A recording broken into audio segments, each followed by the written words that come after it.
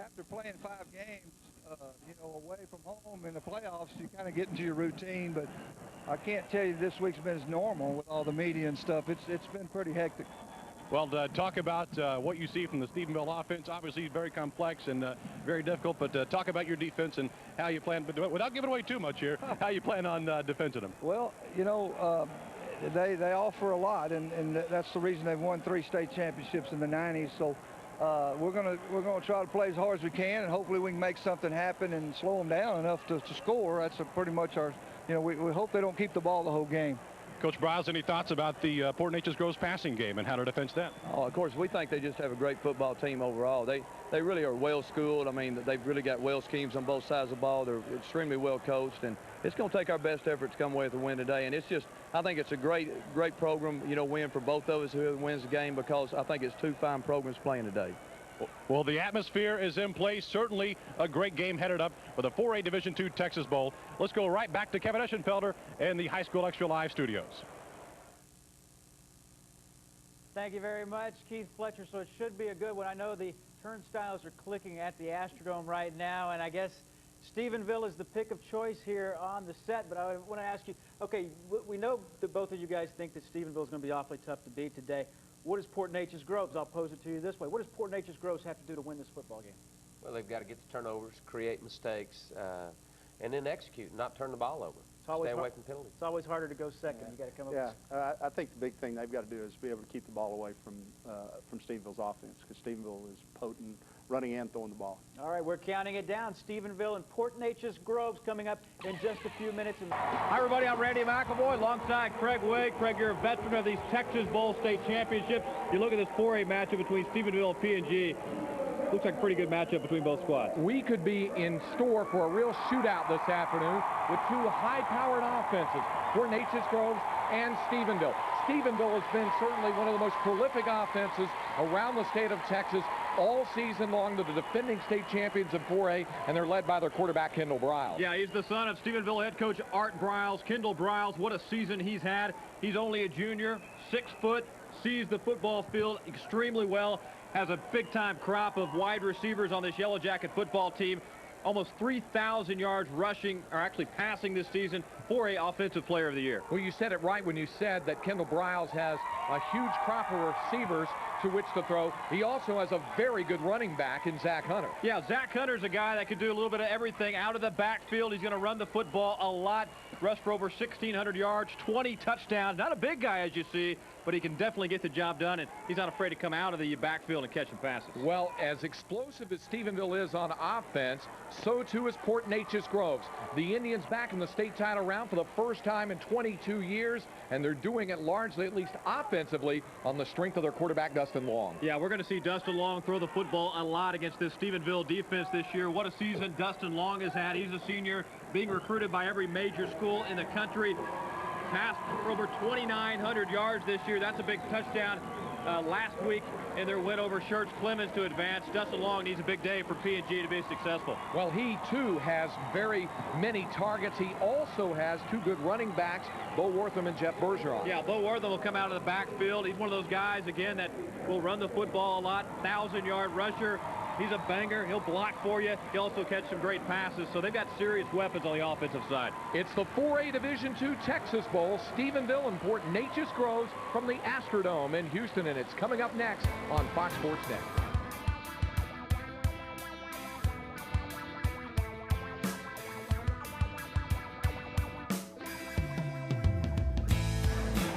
You see the massive crowd that is continuing to file into the Astrodome here in Houston. They're expecting in the neighborhood of 40,000 fans perhaps today as you see the toss of the coin. The Stephenville Yellow Jackets see that Port Neches-Groves has won the toss, and they will receive to start this football game. And that means we get an early look at Dustin Long and the PNG Indian attack. And Port Neches-Groves will get the football first. We mentioned the fact there's a lot of fans here, and most of them, I would say, from the Golden Triangle, Keith Fletcher. That's right, Craig. In fact, they're following suit with what they did back in 1977. That's when Port Neches-Groves played Plano in the 1977 state championship and brought a state record crowd of over 49,000 to that game. That crowd, the record is expected to be exceeded today because P&G does travel so well. There you see them stacked 5 decks high here in the Astrodome. They've been fouling in since the first half of the Katy and Garland 5A championship game. Stephenville is a little slow trickling in, but we could have well in excess of 35,000 for this game. Guys?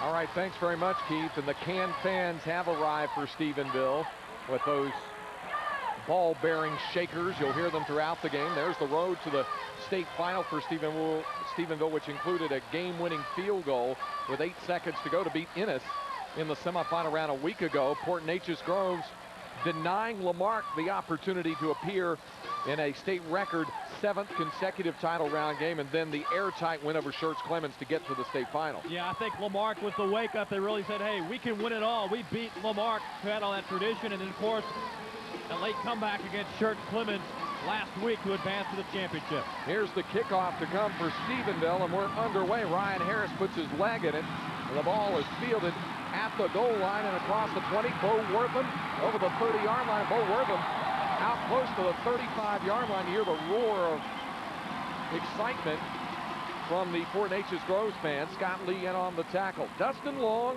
the quarterback.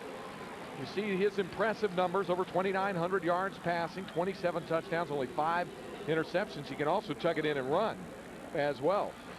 Yeah, that's the amazing thing. He put the ball up so many times. Obviously so consistent with 5 interceptions. They need that consistency today. On first down, Bo Wortham is the single setback behind him. And Long to throw to start the game. Down the middle and looking for Price, and the catch is made by incomplete. Joey Price had it in his hands and it came out. Caleb Reeves, the sophomore, was on the coverage. A look at the Dodge starting lineups and the offensive line. Blake Hopper, a senior, anchoring that offensive front for PNG. In the backfield, joining quarterback Dustin Long, Bo Wortham and Jeff Bergeron, and Joey Price, the dangerous receiver for Port Neches-Groves. Second down and 10. Long to throw again, and this one off the fingertips of Price as he tried to hit his leading receiver, Joey Price. The Stephenville Yellow Jacket defense. Clayton Harmon, a junior there. Gordon Carroll, a senior, had a kneecap injury, but expected to see action today. Hurt that in the quarterfinal win over Canyon. The linebackers, Cal Gilson in the middle, and in the secondary, they've had some banged-up players. Trey Phelps hoping to see time. If he's not back there, it's Kendall Briles back there in the secondary. Brady Gunn anchoring the defensive backfield for the Jackets. Third down and 10 for PNG. Price is the receiver in motion. And Long with time, looking to the right side and incomplete. Some confusion there. Reeves is on the coverage. A pass perhaps intended for Jonathan Lumley as you look at Matt Burnett, 6th-year head coach, and what a job he's done at PNG, especially once the school dropped the Class 4A. Yeah, he came on board, and they struggled in the 5A ranks. Realignment came about, and they were back in that District 24A with West Orange Start, Nederland, host of others, and they've really turned it up a notch. Dustin Long, the quarterback, also serves as the team's punter, and he gets away this kick. And it is Kendall Briles, his quarterback counterpart, who fields at the 30 and is immediately dragged down at the 29-yard line. Sean Lang made the tackle, and that's Kendall Briles right there, -2 on the return. But, of course, Briles, the junior quarterback, son of the head coach Art Briles, and Kendall Briles has completed 57% of his passes, like Dustin Long, has thrown for more than 2,900 yards, like Dustin Long. One additional factor, he's rushed for more than 1,200. I think what helped out a lot, too, he gives a lot of credit to his offensive line, a line that averages 263 pounds. That's a big line. First and 10. First possession of the game for the Stephenville Yellow Jackets, and immediately Briles comes out throwing to his wideout, Jeremy Madkins. Madkins, the sophomore, run down by Jared Gary, but he takes it out over the 30 for a gain of 5. Jay Doty, one of the 2 Doties there on the offensive front. The backs and receivers, Toby O'Neill. And you're going to see a lot of receivers all over the field, including Zach Hunter, who will come out of the backfield at times. 4-yard gain. It's second down and 6. Jackets toss it back to Hunter, and Zach Hunter popped hard. Really hit by Sean Lang, the left outside linebacker, and dropped after a pickup of 1 yard. For Neches-Groves, likes to run that split 4 look. 4 down linemen. You see Jay Domain there in the middle, and he may come out in pass rush situations. Trace Budwine is the junior, leads that linebacking core. 4 linebackers, and then 3 men in the secondary, and the senior Jeremy Need, the right cornerback. 3rd down and 4, Stephenville. Nose of the football at the 35-yard line. Off the play fake, Briles to throw. Has a target across midfield as he connects with O'Neal. And Toby O'Neal has a first down. Budwine brings him down, but not before Toby O'Neal hauls in the Briles pass for 17 yards. Nice little rollout pattern by Briles. Off balance, right on the money to Toby O'Neal. 40 receptions this year for O'Neal, over 700 yards, one of about 6, 7, maybe 8 receivers. This offense is really deep. Stephenville 1st and 10 at the PNG 49. Just 2 minutes of action gone by here at the Astrodome in the 4A Division II Texas Bowl. Out of the shotgun now with quick toss as it goes to Madkins. PNG sniffs it out. Madkins manages to get a short gainer out of it, a couple of yards to the 47. Jared Gary, the right end, brings him down after a pickup of 2. It'll be 2nd down and 8. You'll see all manner of offensive sets for Stephenville as Briles will go to the shotgun. They'll have 2, 3, 4, sometimes 5 wideouts out there. On 2nd down, one of the split receivers is T.J. Douglas. There's Art Briles, who has been able to get his team to really light up the scoreboard this season. This time Briles off the play fakes, in a lot of trouble, gets rid of the pass incomplete. Did a good job of getting rid of the football because he had Justin Mercer, the left end, right in his face. Nice fake there to Zach Hunter on that play, and big part of that line out, but Justin Mercer was not fooled at all. Justin Mercer, one of those guys Matt Burdett says has really stepped up during the playoffs. He was injured along with the other defensive end, Jared Gary, for early on in the year, but they're both back in and playing nearly 100%. 3rd down and 8 for Stephenville. First possession of the game for the Yellow Jackets after forcing PNG to punt 3 and out. Briles will work from the shotgun with 4 wide outs. On the rollout, throwing, and again has O'Neal for a first down. Toby O'Neal brings it in and is run out of bounds at the 34-yard line. Thomas Baxter, the left corner, shoves it out after a pickup of 14. And this is how a Stephenville offense does it to you. Yeah, I mean, Briles is always on the run. You don't know exactly what's going to come at you. Rolling, he's a great passer on the run, finds O'Neal wide open. He's really working that right side already. Jeremy Need and company in the PNG secondary. 1st and 10. Stephenville on the march here. Early stages of the game and moving off the left side of the line. In fact, it might have been T.J. Douglas who was in there, lined up as a tight end on the play. But it will cost the Jackets 5. I'll start on the offense. Our referee Bobby Bell with the call. So it'll be 1st and 15 for Stephenville. And Art Briles, ever the perfectionist, wanting his team to play. He says they've never played a perfect game, but they've had some very impressive wins throughout the course of the 90s. Well, you know, coaches, yeah, it takes a lot to have that perfect game in their minds. Looking for their 4th state championship of the decade. On 1st and 15, Zach Hunter in trouble, lost the football, got it back, and dragged out of the 46-yard line. He lost 7 yards on the play. Jared Gary, one of several Indians to get on top of it. Yeah, Jay Domain also with a hand in there to slow Hunter down. The ball came loose. Fortunately, he's right there to jump back on it. Here comes Zach Hunter. You're going to see this kind of play a lot. There's Domain, one-handed. Big 300-pounder almost pulled him down, didn't he? Zach Hunter falls back on the football, a man who's rushed for nearly 1,700 yards, but they end up losing 6 there. Briles, the quick pass to Madkins, the slant route for a big gainer, and Jeremy Madkins takes it inside the 20-yard line. Need finally brought him down, but that's a pickup of 28. Well, Madkins, one of those speedsters, not a big guy at all. 5'10", 150. He's only a sophomore. He's had some big-time experience over the last couple of years, played a big role in Stephenville's run a year ago. Knows his offense extremely well, and Briles is comfortable with him. First down for the 18. Here's Hunter. Zach Hunter inside the 15, down close to the 12-yard line. We'll say he was brought down at the 13.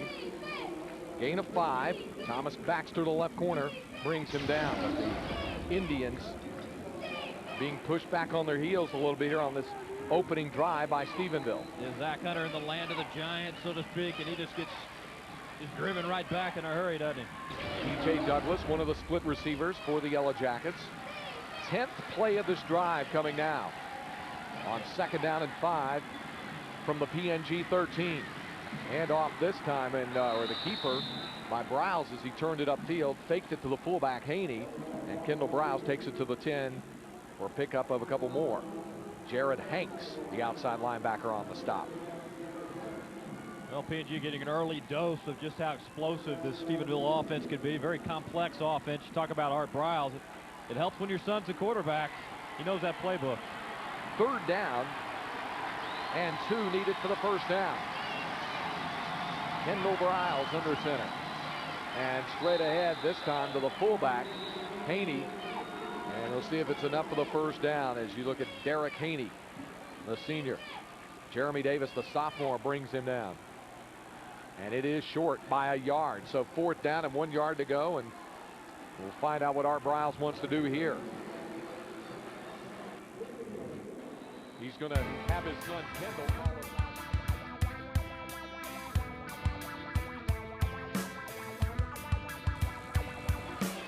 A big moment early here in the 4A Division II Texas Bowl. Stephenville going for it on 4th and a yard at the Port Neches-Groves 9-yard line. The toss to Zach Hunter, and Hunter picks up the 1st down. Down to the 5-yard line, a 4-yard gain, and it'll be 1st and goal Stephenville at the PNG 5.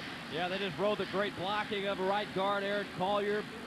Brian Keegan's also doing a good job opening some holes, pitching out to Zach Hunter. Just needed one. Got a few bonus yards in the process. Stephenville looking for the first score of the game as we near the midway mark of the 1st quarter. There's Zach Hunter. Now over 1,700 yards rushing for the year. Hand off with a fumble there by the fullback, Haney, and Cody Clark comes up with the loose football for Port Neches-Groves. The turnover helps PNG dodge a bullet.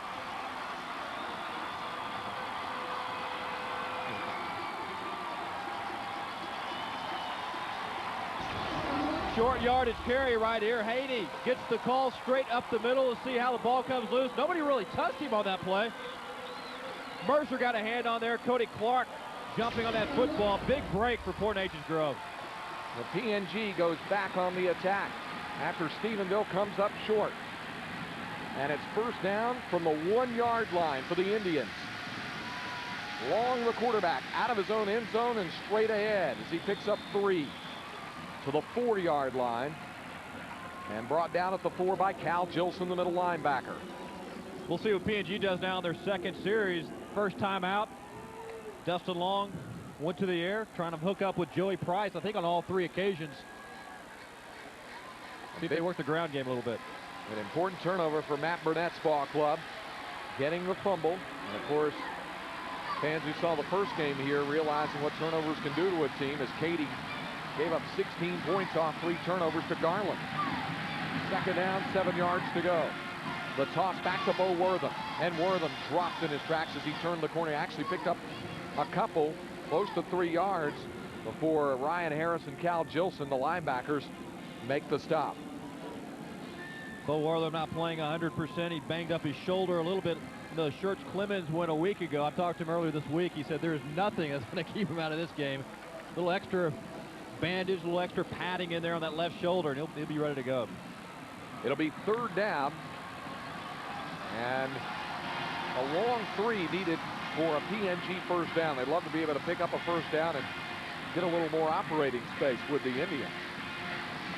Long gonna throw from his own goal line, and the ball is tipped and incomplete, in and out of the hands as he tried very hard to get it to Wortham, but Justin Monk, the weak side linebacker, was right there on the coverage. Yeah, they read that one extremely well. Monk right there, Gilson also hanging around that ball, and Gilson making Monk making contact on Wortham just as that ball arrived. So Long will have to punt for the 2nd time in the game, and Kendall Browse awaiting the kick. You see what Dustin Long has done this season. And the punt by the senior quarterback. Wobbly kick and fielded by Browse at the 40-yard line. And Kendall Browse turns it straight up the field and picks up 7 on the return down to the 33-yard line. Stephenville and Fort Neches-Groves scoreless here with 4 minutes and 49 seconds to go in the first quarter of the 4A Division II Texas Bowl from the Astrodome in Houston, Texas.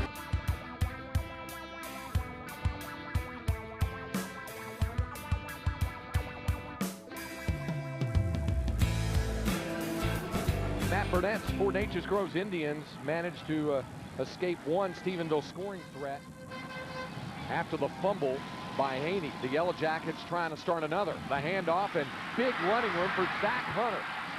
And he picks up good yardage and a first down to the 20, a 13-yard gain for Hunter before finally tackled by the free safety, Chris Gogan.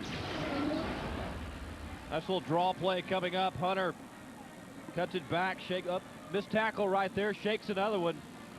Nice pickup. Again, just a little guy's amazing what he can do.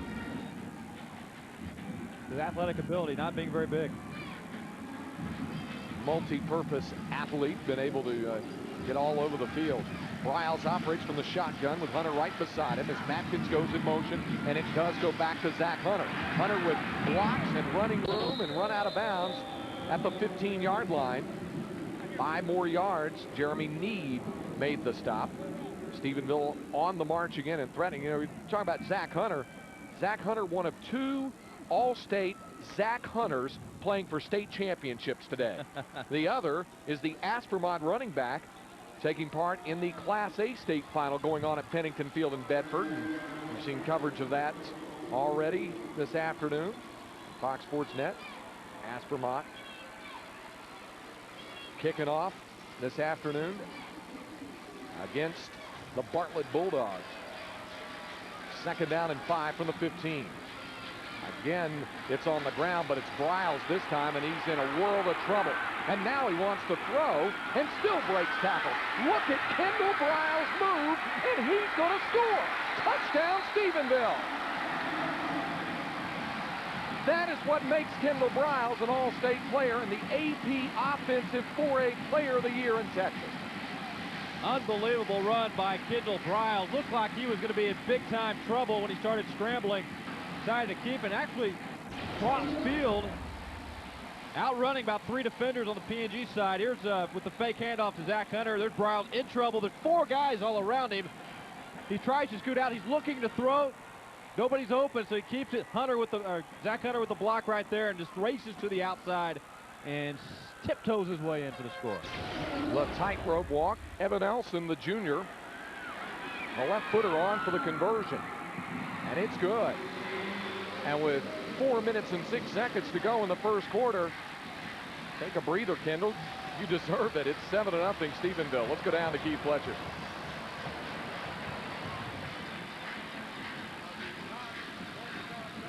Derek Stewart is here to talk about the Dodge Lone Star Cup, and which awards not just teams but entire schools for their athletic success and academic success in all levels.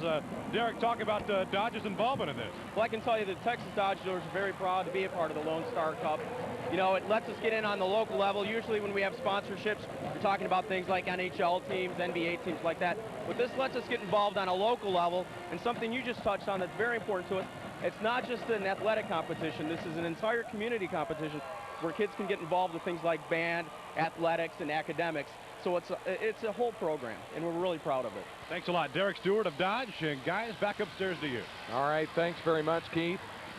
Stephenville with a 7-0 lead after the overland cross-country 15-yard route. The run for the touchdown by Kendall Briles. And it's a 7-0 lead for the Jackets. And yeah, Ryan Harris will kick off for Stephenville. Yeah, I think Kendall Briles showed big audience right there why he was the Offensive Player of the Year. He could do it all.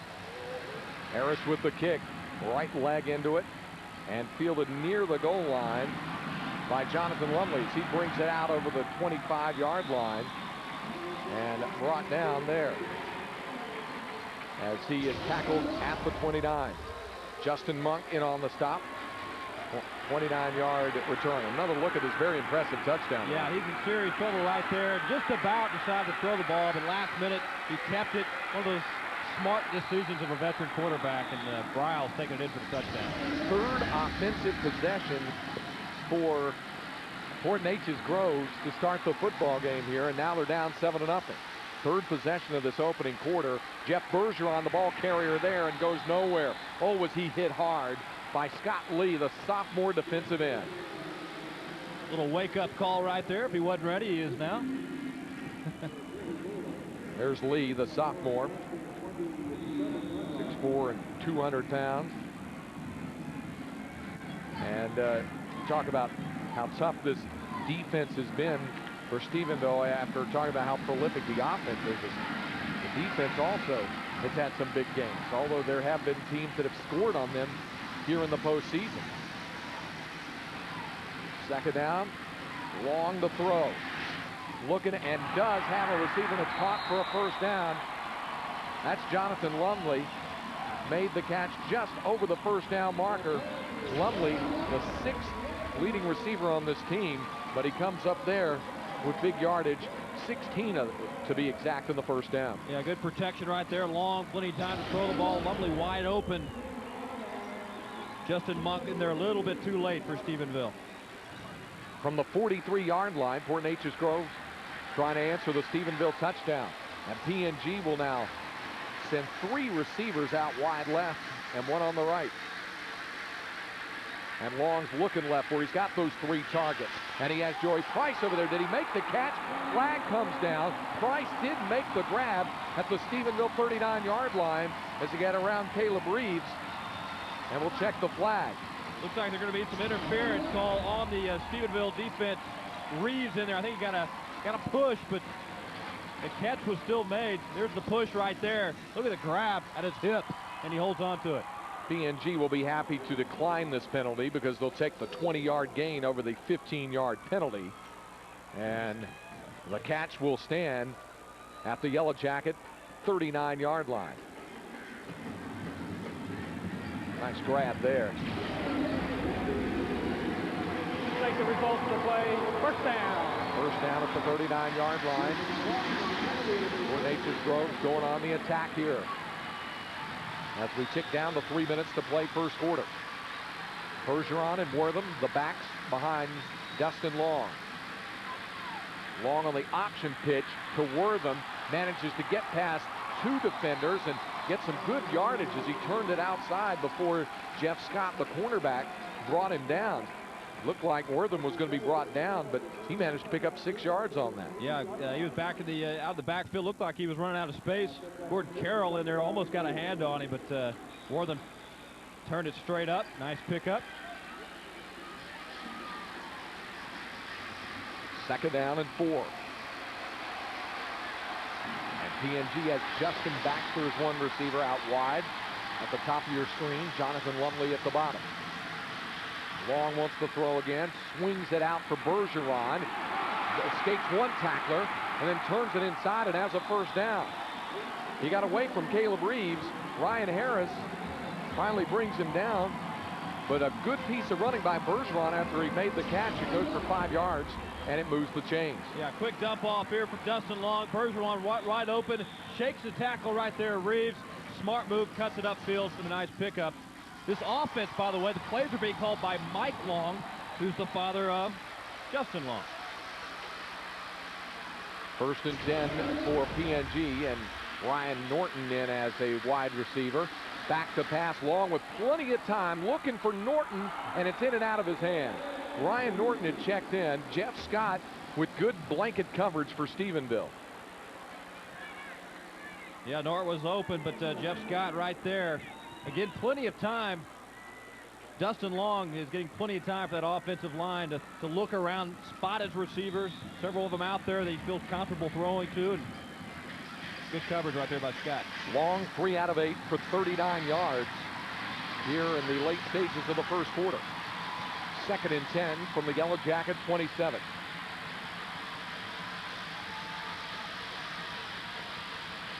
This time it's Bergeron on the handoff, and plenty of blue jerseys around him. Gain of about a yard, but not much more than that. Scott Lee, the first man to hit him. And it will now bring up 3rd down and 9 for PNG. Again, the substitutions made as Joey Price checks back in. Price, Dustin Long's favorite target. He's gone to him 47 times this season for 800 yards. 3rd and 9. And Long to throw. With some time on the run for Price, and led him too much. Incomplete. Overthrown. Was coverage over there by Justin Monk. And he got some help as well from Ryan Harris. And now it's 4th down and 9. And a decision for Matt Burnett. Yeah, I know Matt would love to get some points on the board, and feels pretty confident in his field goal kicker. Spotted right now at the 27-yard line. Of course, his field goal kicker just happens to be his #1 receiver, and that's Joey Price. Price ready to try a 43-yard attempt. Good snap, leg into it. This looks like it will make it. It does. 43-yard field goal by Joey Price. And PNG is on the board with 1 minute and 45 seconds to go here in the first quarter. So the points come for PNG to cut the Stephenville margin of 4. 43-yard, 9-play drive for Port Neches-Groves. 43 the key number there, because it was Joey Price's 43-yard field goal that got PNG on the board. And now Art Briles' Stephenville Yellow Jackets will go back on the attack, leading by 4 at 7-3. Situation where they get that turnover deep in their own territory, and right on the goal line, as a matter of fact, they turn the turnover into point. That's the key. Keep the confidence with that. The kickoff by Price. And a squibber down the middle. This one fielded, fumbled, then fielded again, picked up, and bringing it up the field is Brady Gunn. Gunn, the free safety on the team, out over the 30-yard line. Trace Budwine runs him out of bounds at the 31. So Stephenville gets it back, leading 7-3 with 1 minute and 36 seconds to go here in the first quarter. And Randy, we expected this game to be perhaps high scoring, and both teams are on the board here in quarter number 1. Yeah, Stephenville's really spread it out and showed what they can do offensively with Kendall Briles in charge. And not only has he run the football, but he's thrown it around to many of his wide receivers. Been there 6-7 deep. This offensive unit for Stephenville composed of 6 seniors, 5 juniors. So you look at the future, looks bright for the Yellow Jackets again next year. Briles 5 of 6 through the air for 65 yards here in quarter number 1. And he'll bring them up again.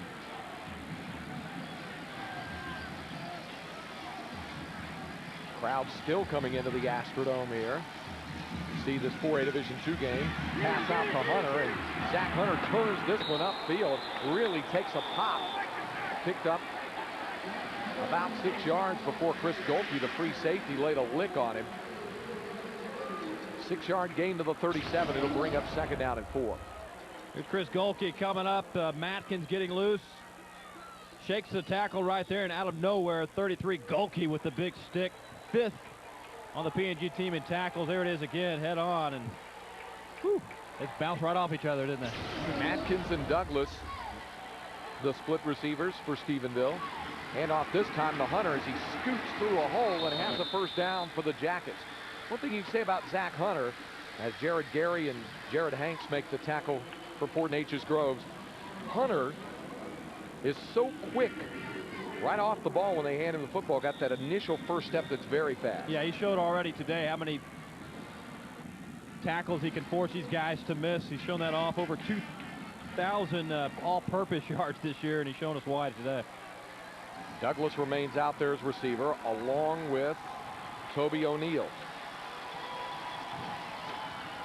And it is 1st and 10, now from the 44, and Briles to throw or tuck it in and run, which he does, to the midfield stripe. A gain of 6. Cody Clark, the strong side linebacker, made the tackle for the Indians. Less than a minute to go. You saw the fans. Those are some of the smaller versions of the cans that have the ball bearings in them. The can fans from Stephenville, known throughout the state of Texas. There's that one you see right there, that's welded together, those 5 tanks. Now, those take a little time to put together, don't they? That's a well-built machine right there. They can make some noise. Now, there's Big Bertha. Yeah. You got to have a Big Bertha in the group somewhere, don't you? All those propane tanks there filled with ball bearings. On second down, handoff that. Not much running room that time for Hunter as the white jerseys converge. It's a 2-yard gain. Justin Mercer in on the stop.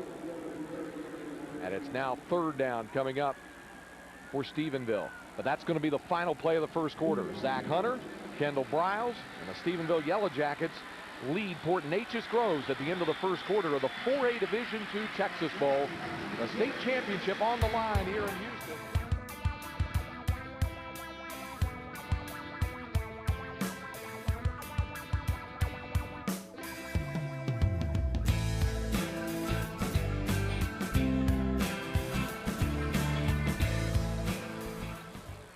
All right, we welcome you back to the Astrodome in Houston.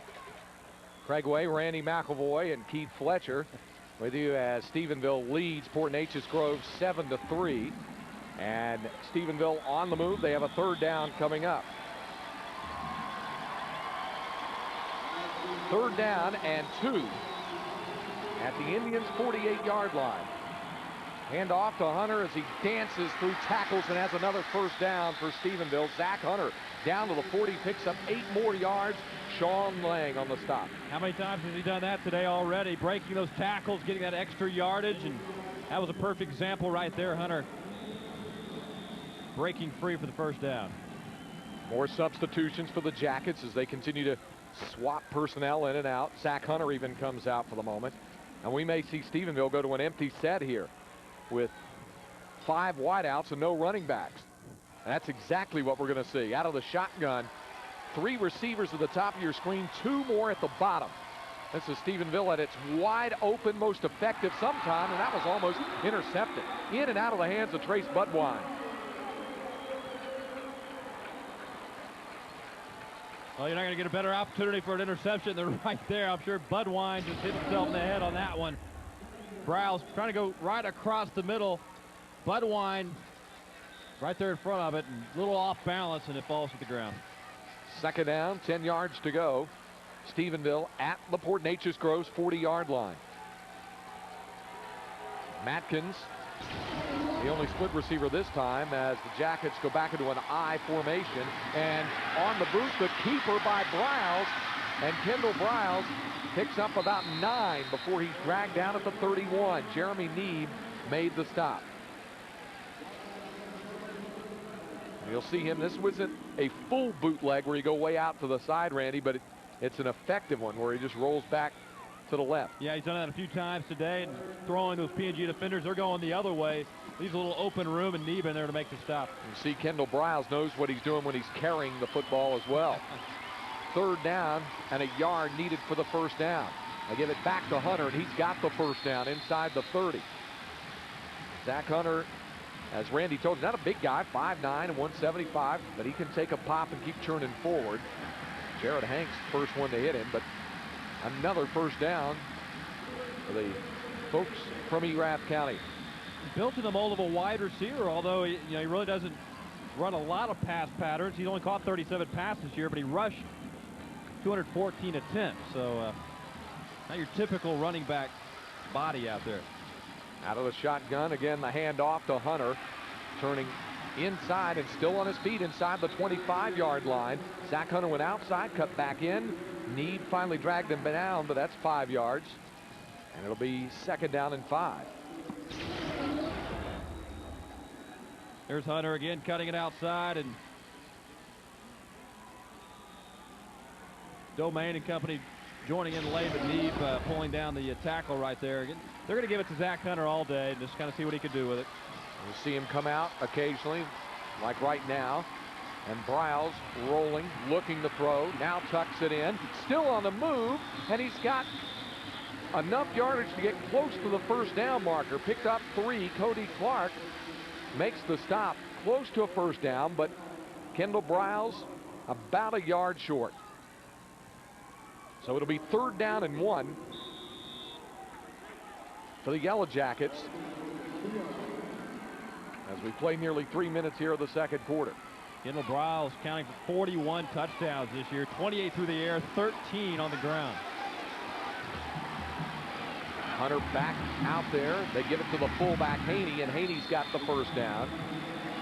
Eric Haney, the senior, finally brought down by Cody Clark. But Haney also, as he picks up 4 yards there, an effective alternative for Art Briles to employ. After all, this season, he's rushed for over 300 yards. You see the numbers on the drive as they continue to march closer to the Fort Neches-Groves goal line. Hunter this time in a lot of trouble, still turns the corner and gets back to the line of scrimmage. He could have been dropped for a loss of 5 or 6 yards. Instead, it's a loss of about a half yard as Jared Hanks ran him out of bounds. Yeah, 2 more missed tackles by P&G. First up, Jared Hanks, number 9, with the miss, and then Cody Clark followed. He couldn't bring him down. It's got to be frustrating for the Indians at this point. Second down and a little over 10. And they go back to the shotgun, do the Yellow Jackets with 3 receivers. And Briles, the pump fake, throws and has O'Neal open, caught, and he fumbled the football, and Stephenville got back on it. It looked like it was recovered by T.J. Douglas, like he fell on the ball at the 4-yard line. Douglas fell on the ball for Stephenville, and the Yellow Jackets will have a 1st and goal, the fortuitous fumble. Here's the play again. Briles letting it go right there. Toby O'Neal turning it upfield. Looks like he was going to make it in. There's the hit right there. Ball comes loose. Who's going to get it? Jay Doty jumping all over that one right there. Yeah, it looked like 81. It was 61. And you see one of the 2 Dotys downfield. Jay Doty, the tackle, hopping on that. It's 1st and goal now. And here's Briles on the move inside the 5. Down close to the 3. Hanks and Clark on the tackle. It'll be 2nd down and goal to go for Stephenville. The clock continues to move here in the first half.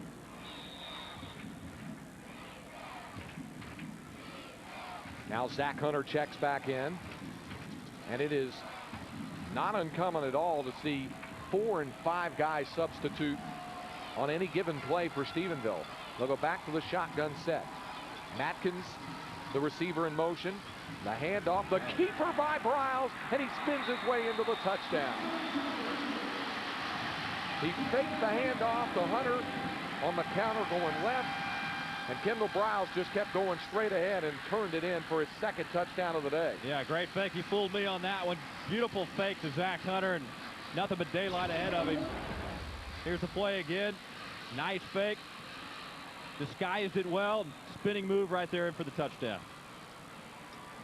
Now Ebba Nelson for the conversion try to make it an 11-point lead for Stephenville. 14-3 the score. The last time Stephenville.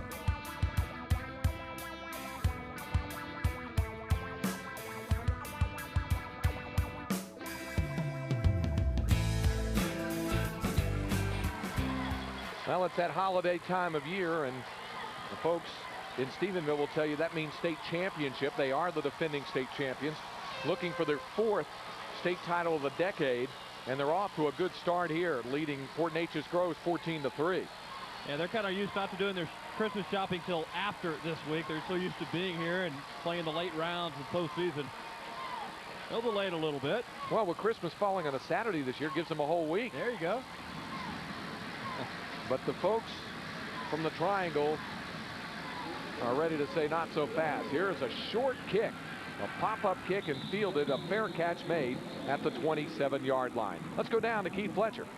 Guys, thanks a lot. You know, Texas Football Magazine began this year with an outstanding event, the HEB Classic, which kicked off with several of the top teams in Texas beginning of the season. And next year, they've announced the 12 teams who will participate in the next HEB Classic. And 2 of those teams are Lamarck and Texas City. We have the head coaches of both right here. Larry Walker, talk about beginning the season, not just beginning the season with a good opponent, but a top quality opponent that could be a state champion. Well, I think it's going to be a great thing for Lamarck. We're excited about being a part of this great event, and hey, we're just looking forward to it. Of course, Rusty Dowling of the state champion Texas City Stingarees. Coach, you could be paired up. Pairings have not been matched up yet, just the teams have been announced, but you could be paired up with this team, Stephenville, who's also a state champion. That'd be a nice meeting. What do you think about Stephenville so far? Well, after watching them right here, we're a little hesitant, of course, but you know, it's a great honor to be one of the teams selected for this. It says another tremendous statement about Texas football, and we're just pleased that we have the opportunity to be a part of it.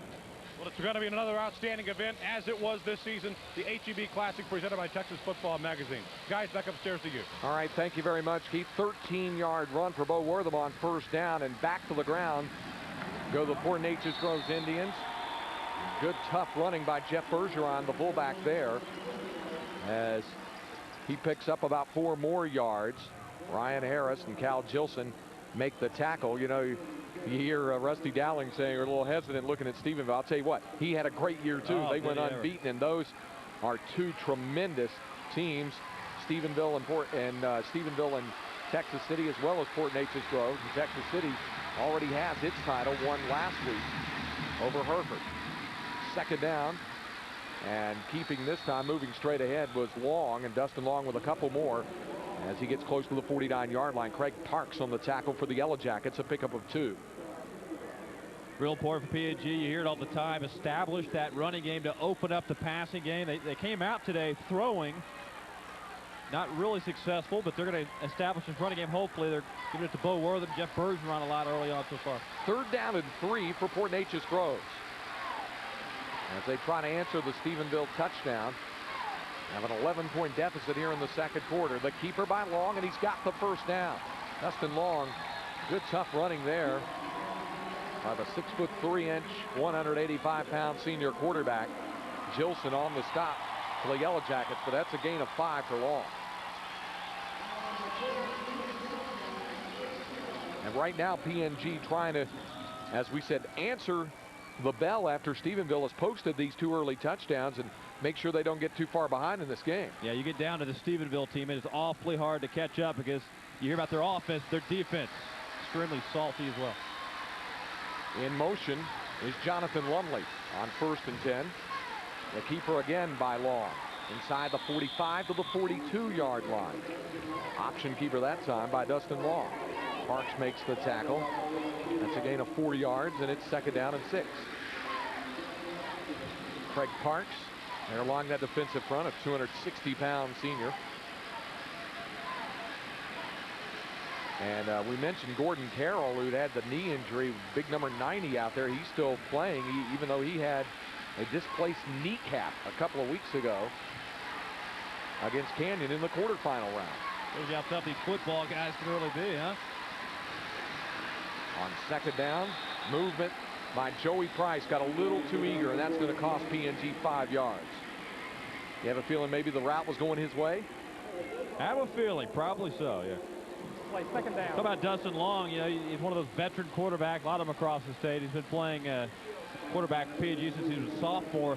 Has improved steadily each year, and of course, outstanding senior season, and no doubt he'll be a blue chip prospect between now and National Signing Day in February. It's now second down and 11 after the penalty. Price will split in at the top of your picture. 2 more receivers on the short side of the field. And Long looking to throw with plenty of time down the middle and in and out of the hands of the intended receiver, Justin Baxter. He was right there, as was Caleb Reeves, the sophomore cornerback. Baxter got loose there, 6'2", junior. One of Dustin Long's favorite targets this year, 40 receptions. Here's a play right here, straight down the middle. Had him open just a little bit off, and yes, it did hit the ground. Well defended there by Stephenville. It is now third down and 11 for PNG as the clock moves on here in the second quarter.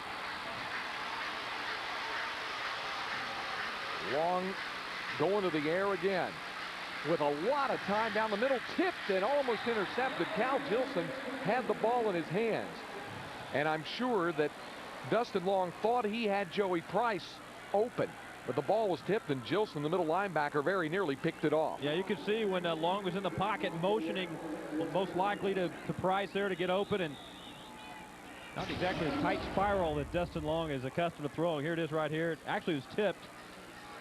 That looked like it was Off the Rob mark. Harrison who was there. And here's the punt by Long, and this is a beauty.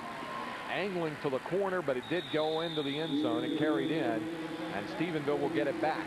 Yellow Jackets with an 11-point lead at 14-3. The Can fans with plenty to celebrate right now.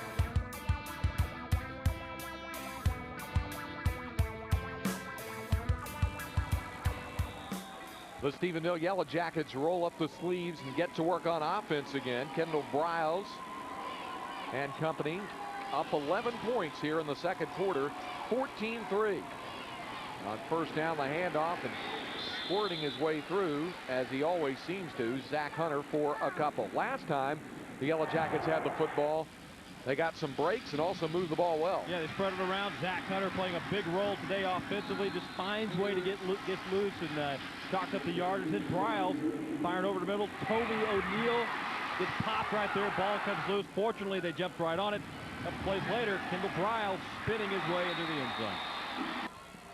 14-3 margin right now. Yellow Jackets with the empty set again. And well, this time the little bit of trickery there doesn't work as Zach Hunter is brought down to the 25-yard line by Cody Clark. Let's go down to Keith Fletcher. Guys, you see the guys on the Stephenville bench with the ammonia towels on their heads.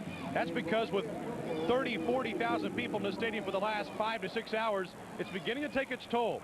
It is now getting much more hotter and much more humid in the Astrodome. The heat just contains itself, and so now you're going to see conditioning and fatigue play a part in the remainder of the first half and really into the second half. All right, thanks very much. You mentioned the big crowd on hand here today, and temperature has gone up. Even though we're inside the Astrodome here. Here's the swing pass on 3rd and 5, and it's short, incomplete. They tried to get it to Brady Gunn, who had checked in as a receiver. And Port Neches-Groves has made a stand. PNG will get the football back. Yeah, Gunn was open. Briles misfired, but even if we would have caught it, there was 4 Indians right there to hit him. So for the first time today, Stephenville punts. Toby O'Neill will kick for the Yellow Jackets. And the rush coming in, but the kick is away by O'Neill. And no one is going to get to this one as it's down at the 43-yard line of Port Neches-Groves. It's a 33-yard punt. I want to remind you about Sunday night fights coming up. Super bantamweight, Wayne McCullough battles Len Martinez, plus super lightweight, Hector Camacho Jr. takes on Simon Gonzalez. Sunday night fights featuring top-ranked fighters, world championship bouts, and non-stop hard-hitting action. It's tomorrow at 7 o'clock on Fox Sports Net. PNG with the football, and the Indians down 11 with 2:44 to go in the half. Port Neches-Groves with all 3 of its timeouts. Long to throw, and overthrows the intended target on the right side as he tried to connect with Joey Price. Those two have teamed up so often all season long, but they just hadn't been able to get on the same page today. Yeah, he's been to him at least 6 or 7 times today. A few times overthrown, but give credit to the secondary of Stephenville. Good coverage most of the afternoon on Joey Price. Second down with 2:39 remaining here in the half. I'm sure the Jackets would like to stop the Indians one time and get the opportunity to put more points on the board before the half expires. PNG, on the other hand, wants to move it down the field and try to get it in the end zone before the second quarter is completed. Long to throw again. This time the ball's caught by Price, and he shakes the tackler and has a first down. Out of bounds at the 45-yard line, Ryan Harris makes the stop. Dustin Long missed on his first 4 throws, and had missed on 5 in a row before this one. Gets good blocking, good protection right here. Fires out, gets strong arm by Dustin Long. Joey Price out there. He's going to keep going to him. He's the go-to guy. Price with 47 receptions this year for over 800 yards. So after 4 straight incompletions, followed by 3 straight completions, followed by 5 more incompletions, Long finds Joey Price for the catch. And he's going to go deep for Price again. It's incomplete. Price was triple covered over there. Caleb Reeves, Jesse Fanning, and also Brady Gunn coming over from the free safety spot to supply the triple coverage on Joey Price. I think they figured out that Price and Long love to hook up. Here's the ball outside. Again, 3 guys all over Joey Price right there. He wanted an interference call, didn't get it though. There were only 2 wideouts on that last play there, Randy, as they were in maximum protection for Dustin Long. So Stephenville then just was able to concentrate its efforts on double and triple teaming the 2 receivers.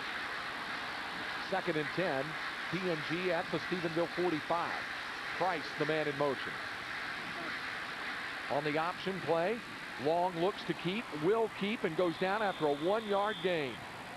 Brady Gunn, the free safety, with run support coming up on defense to make the stop. Yeah, Long in trouble right here. Almost pitches out to Bergeron, decides to keep, and he runs right into Brady Gunn. Good coverage right there by the senior free safety for the Yellow Jackets. Important 3rd down here as the clock moves inside 2 minutes to go in the half. You look at the numbers on Brady Gunn, key member of that secondary. 3rd down and 9 from the 44. 3 wideouts now for Port Neches-Groves. Long to throw again. Pressure coming. Now throws, and the ball's caught. Nice sliding catch made by Jonathan Lumley, and that's a 1st down for PNG. Clock will stop while they move the chains, and then you'll see the Indians go back to work in a hurry. Good scrambling ability here by Long, off balance. Even better, though, was the catch by Lumley, sliding in and holding on. The officials now will start the clock. The ball is at the 29. See the time remaining here in the 1st half. Long to throw. Has a lot of time down the middle for Price, and it's picked off by Briles. Kendall Briles back there in coverage. And he turns it upfield. This is where he gets dangerous on returns. He's dragged down at the 25-yard line.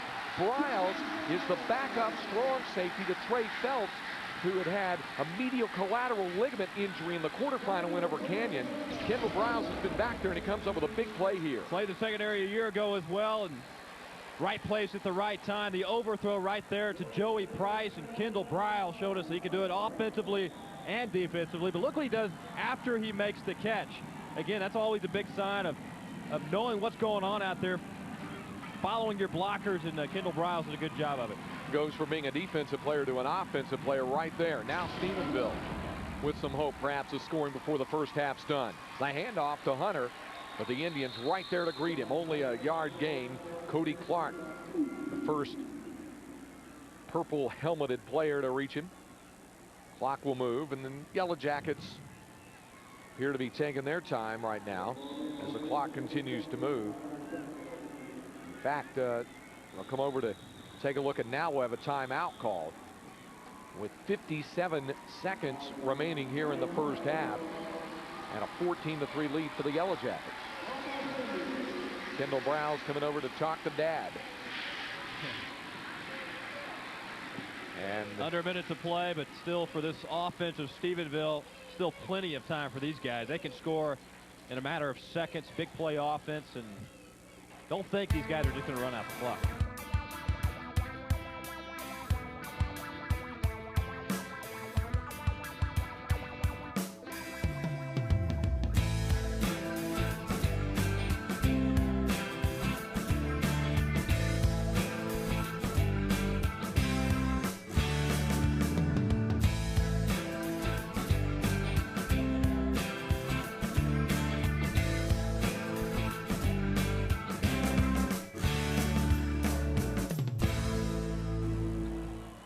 Art Briles has his troops gathered around him, and he's been asked a lot about this mystique thing for Stephenville. Do they have the winning mystique? He said, I don't know. We work very hard, and, you know, things go pretty well, and if that's mystique, so be it.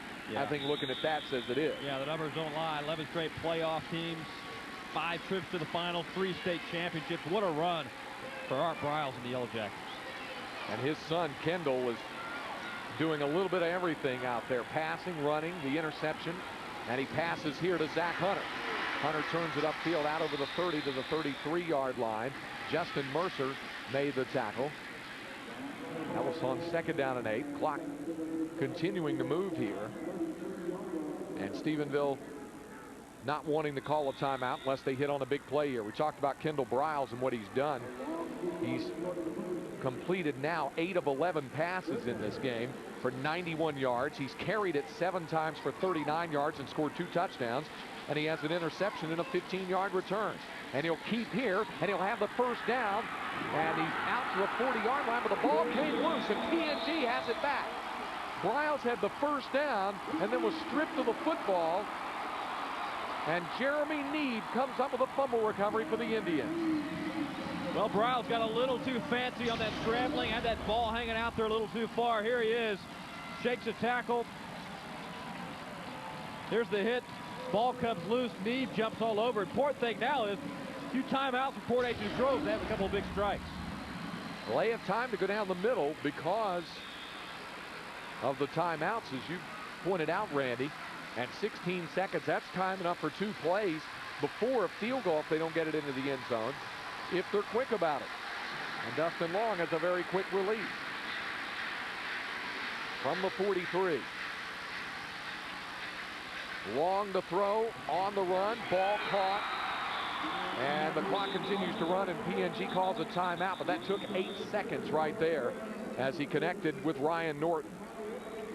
I think Matt Burnett wanted to call a little bit sooner. 3 ticks went off the clock before they actually signaled the timeout. 3 very important seconds here at this point. Of course, coming up at the end of the first half, Keith Fletcher will visit with both of the head coaches. Art Briles coming up right here at the end of the half, and Matt Burnett before the start of the second half. Kevin Eschenfelder back in the Fox studios at halftime. He'll be joined by Mike Snead. We pointed out Mike Snead and Scott Phillips today joining him to analyze all of the action going on across the state, the live looks at the other state championship action. You want to keep it right here. And then, of course, the second half of the 4A Division II Texas Bowl. Art Briles trying to settle down his defense here so as not to give up anything more. 8 seconds to go in the half, and time for 1 play anyway, if it's a quick one for PNG. I think you have to go to an out pattern, look for Joey Price, maybe a guy like Jonathan Lumley, number 10, number 8, quick out, and hopefully get in position for a field goal. Well, it is Price and Lumley going out wide right. That'll be the top of your screen. 1st and 10 at the 32 with 8 seconds to go in the half. Long looking to throw, and he's hit as he throws, and it's incomplete. Was looking downfield. Scott Lee hit him from the blind side just as he released the football. I think he was looking for Bo Wortham, who would come out of the backfield. Yeah, Bo Wortham was over the middle. Long was just waiting for him to get open, but by then, Scott Lee was in there to hit him. Look at the hit right there. He was just about to release the football. Wortham wasn't quite open yet. And now with 4 seconds to go, Fort Neches-Groves trying to decide what they want to do. They're going to use their final timeout. Might as well, just 4 seconds to go in the half, discuss strategy or whether they want to go for the field goal. The kicking tee has come out for Joey Price, but this is going to be a long field goal of about 49 yards. Of course, coming up tonight at midnight,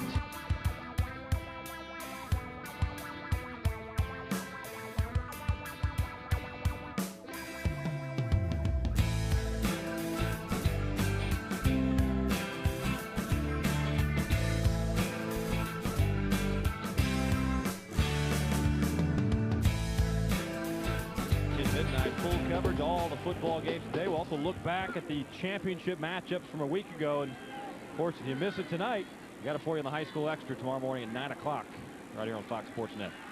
Joey Price, a 49-yard, make it a 48-yard field goal try, as it'll be spotted inside the 49. So officially, this will be a 48-yard try out of the hold of Jonathan Lumley. 4 seconds to go in the half. Price gets the right leg. Hey, this has a chance. It's got excellent distance, and it's good.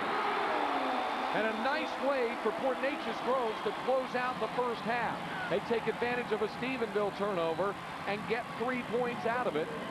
And now they're back within a touchdown and a 2-point conversion. It's now 14-6. That's a lift for PNG. Oh, no doubt. Going to the locker room, getting points. You love to see that. You're trailing, but you're going in with some momentum. Joey Price get it done offensively and also with a great leg today. All right, halftime, and Keith Fletcher is with Stephenville head coach Art Briles. Thanks a lot, Craig. Coach Briles, you turned the ball over a couple times in the first half, but your defense stands up and makes up for it. Well, they're playing great right now. You know, we really feel like we're moving the ball okay. I mean, they got a great football team. They're making plays on both sides of the ball. We just got to do a better job of hanging on to football, and we got to be a little more aggressive offensively. I think I got a little conservative, and I'm going to try to do a better job this second half. Can you define be more aggressive offensively? Well, I mean, I think you'll see a little more spread look, maybe throwing the football a little bit more down the field. Thanks a lot, Coach Briles. Good luck in the second half. Art Briles, head coach of the Stephenville Yellow Jackets. Craig, back upstairs to you. All right, thanks, Keith. I think it was an excellent question. You know, it's hard to think of Stephenville as conservative in any form.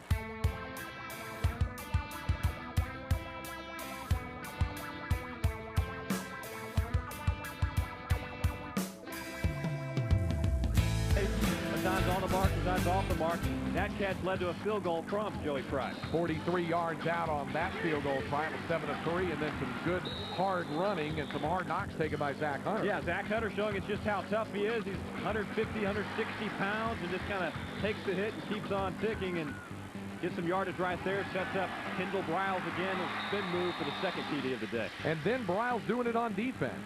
Yeah, Dustin Long overthrowing his receiver. Briles in the secondary has the experience from a year ago. And not only makes the catch but for the interception, but what he does after the catch is what's pretty impressive. And then on the final play of the first half, a little bit of excitement for the Indians. Yeah, Joey Price, his time runs out. 48-yard field goal showing off the strong right leg. That one could have gone another 7, maybe 10 yards. Plenty of distance on that one. So 14-6 the score. Stephenville on top of Port Neches-Groves here at the Astrodome at halftime. Of course, the second half of this game coming up, and really some important time for Port Neches-Groves to establish something on offense here in the second half. We talked about some of the big plays. P&G actually in spurts of this first half had some moments where they were driving on this Stephenville defense. And of course, the Dustin Long interception when they were driving inside the 30-yard line. They had some mishaps like that. But they've got to be a little bit confident in the fact that they have moved the football at times against a pretty stingy defense on the Yellow Jackets side. I think you and I both found Art Briles' comments to Keith Fletcher at the end of the first half interesting when he said he thought he got a little bit conservative, and conservative and Art Briles are two words that are almost always mutually exclusive. He's got 4 or 5 receivers out there, sometimes a 4 wide receiver set. It's got to wreak havoc on defense as P&G's been mixed up a few times. But fortunately, they're still technically in this ball game. Should be an interesting second half. Well, a look at the first half numbers in this one does reveal Stephenville on top in all of the major categories, rushing, a slight edge in passing, and the total yardage. The turnovers important to both teams in this game, and as it goes right now. So it's a 14-6 halftime lead as Stephenville is on top of Port Neches-Groves. Both teams making their way back to the field as you see the time of possession there in the first half as well. Stephenville on top in that category as well. Let's go down to Keith Fletcher. All right, guys, thanks a lot. Coach Burnett, you get a couple of turnovers, but still not able to capitalize, at least with touchdowns. What's going to be the difference in the second half? We got to be able to move the ball. You know, I knew we'd have a problem stopping them. We're slowing them down, but we're not exactly smutting them. They got a lot to offer. They're a great football team. For us to win the game, we got to move the ball. It's critical. We got to stop them this first drive, and then we need to move the ball. All right. Good luck to you, Coach. Okay, thanks a lot. Guys, I didn't have the heart to tell them that Stephenville was actually running a conservative offensive game plan in the first half. Guys, back upstairs to you. Well, according to Art Briles, it got conservative, but he said he was going to try to open things up in half number 2, and we'll see what happens there. Meanwhile, Jonathan Lumley and the rest of the Port Neches-Groves Indians trying to get fired up and rallied in front of this huge following that has come over from the Golden Triangle to cheer on P&G. And as you mentioned, Randy, this is tradition for this to happen. In 1975, under Doug Etheridge, they won the Class 4A state title at Texas Stadium, beating Odessa Permian 20-10. 1976, they were a state semifinalist. 1977, they get to Texas Stadium and play before 49,953 before falling to Plano 13-10 the last time P&G was in the final. Yeah, I worked down in that Golden Triangle area, and I was there during the lean years when they were in this 5A, Class 5A level. Matt Burnett was just coming on board, and even during the lean years in the early 90s, great fan support. It doesn't matter if they're winning or losing. They're going to turn out, and you see the turnout today from all over the Golden Triangle region. Well, Matt Burnett, as he told Keith Fletcher, knows that his team has got to put the clamps on Stephenville. Remember, the Yellow Jackets are going to get the football first to start the second half here. And then P&G will try to put the stop on them and then get Dustin Long and company cranked up again. But this will be a Yellow Jacket team that will be difficult to stop. And Art Briles has seen this team rally back from deficits before as we check in with Keith Fletcher. Well, it's going to be a nerve-wracking second half for Stephenville fans, but probably no more than the woman to my left, Jan Briles, the mother and wife of Coach Art Briles and, of course, Kendall Briles, the quarterback. Which is more nerve-wracking, the mother part or the wife part? Oh, of course I think it's the mother part. It comes out in you. It's always been nerve-wracking with Art coaching, but when you still get your son in there, it pulls at your heartstrings just a little bit more. Now, when you go back up, I mean, what is it like to be one of these fans with all the cans going around? You're trying to concentrate on the game. What is it like being a Stephenville fan and being in this atmosphere? The cans, I mean, that's just part of breathing. I mean, it's just right there. It really, everybody's around, and it's just, everybody feeds off of each other. It's great. Well, good luck to you. Thanks a lot. Craig, back upstairs to you. All right, of course, she'll be very happy for her husband and her son if Stephenville goes on to win this. P&G hopes not to make her happy. Second half kick, and we're underway with Zach Hunter fielding the kickoff. And Hunter very quickly turns it outside, but he just gets out to the 20-yard line where he's tripped up a 13-yard return. So Hunter on the kickoff return now gets ready to join his Yellow Jacket teammates on offense. And there's Jan Briles' son, Kendall, who will lead Stephenville on the attack here in the third quarter, 14-6. And as we mentioned, some 5 years ago, they trailed Lamarck at the half, 14-3, before scoring some 29 unanswered points to win 32-14. Yeah, these first couple of series, very important for both sides. Indians need a big defensive stand right here to open the second half. Jackets operate from the shotgun, and immediately a swing pass out to Matkins, and Jeremy Matkins popped right at the line of scrimmage by Justin Mercer. Mercer dropping him in his tracks, no gain on the play. Not a bad way to start things off with a big hit. Liven up the crowd a little bit. They're trying to encourage the defense right now, or the Fort Neches-Groves fans. Another look at the shot here put on Matkins. Thomas Baxter there with a missed tackle. I know Matt Burnett hates to see that. They still get the extra couple of yards. Got to make the tackle when you're there. Second down and 10 from the 20. Stephenville with 3 receivers on the left side, and that is where Briles aims to throw. If he throws at all, he's in some trouble. And now throws, and the ball is tipped and incomplete. Almost tipped from one Yellow Jacket to another, and very nearly picked off by Jeremy Need. Toby O'Neill was out there and was the second man who had a shot at the football, but Need did his job. Yeah, O'Neill was awfully close to reeling that one in. Got a lucky bounce, but Need right in with the right hand to knock it loose. Big third down play coming up now for the Jackets. Got a feeling we're going to hear from the Fort Neches-Groves fans right now on third down as they try to spur the Indians onto a defensive stop here. 3rd and 10, Stephenville from the 20. The empty set look again with 5 wide receivers, and Briles with a shovel pass, a dangerous one inside to Matkins, who bobbled it, and he goes down after a 4-yard gain. They were very fortunate on that play. Matkins bobbled that football, regained control right before he was hit. Here's the shuffle pass for Briles. That right hand saved it right by Matkins. It's almost flying away. Jared Gary made the tackle, and Stephenville will have to give up the football. And P&G ready to set up with good field position. The punt by O'Neill. This one will be fielded by Wortham at the 33-yard line, and he's slung down right there. Brady Gunn made the tackle for the Yellow Jackets. It's a 42-yard punt and a nice one by Toby O'Neill. High School Extra Live crew and Fox Sports Net, and bet you didn't know Santa came down from the reservation. 8-point lead. 14-6 the score here in the third quarter. As Fort Neches-Groves goes on the offense, Dustin Long, the keeper, and good yardage for Long on first down out over the 40. Close to the 42. Cal Gilson making the stop for the Yellow Jackets. Well, P&G accomplished half of their goal as they open the second half. The good defensive stand, forcing the punt. Now they need to take care of business offensively and really make a statement on this first drive. Jonathan Lumley checks in with a play from the sideline from head coach Matt Burnett. It's a gain of 8 yards, and it is 2nd down and 2 from the 41-yard line. Tight end is C.J. Blyer lining up on the left side. The toss to Wortham, looking for a running lane, finds one and has a 1st down. Bo Wortham out to the 45-yard line, a pickup of 3. And met and dropped at the 45 by Justin Monk. Bo Wortham getting a good block from his partner, that Indian backfield, Jeff Bergeron. They kind of share the duties. One of them runs the ball, the other one pretty good blocker. They're both good blockers. That's the key right there. Bergeron setting the hole.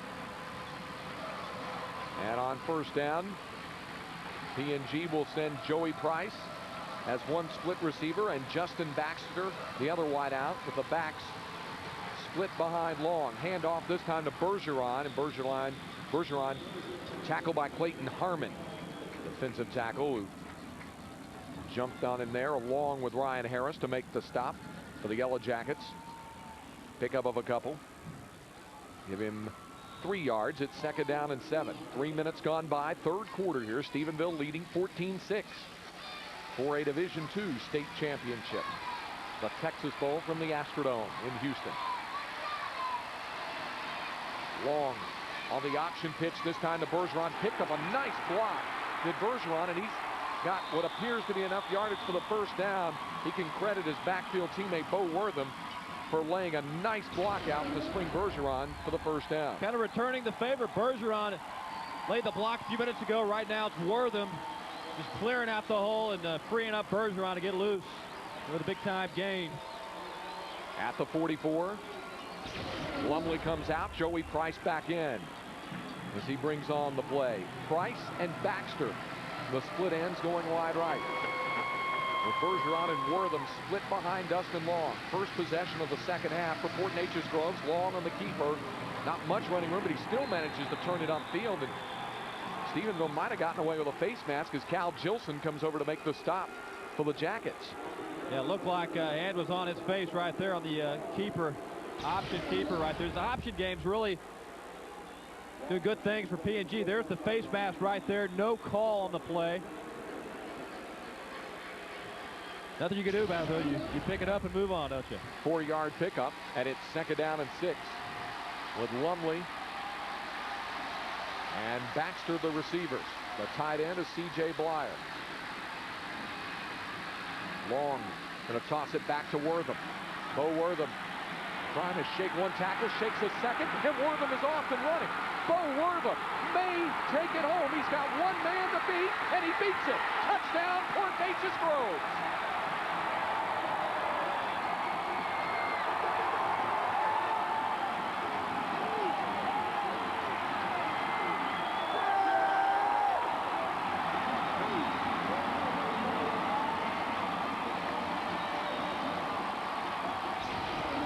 By Bo Wortham. Let's check it out. Takes the pitch from Dustin Long. He's going to follow his blocker. Bergeron misses that block, but look at Wortham shake it, cuts it back, turns it upfield, and then he's going to show off the speed outrunning that Stephenville secondary. Makes it in for the touchdown. This place is getting loud now, no doubt. P&G wants a tie. The Indians go for 2. Long looking to throw and overthrows Joey Price. Price was out there and had gotten behind the defender, but the pass was overthrown.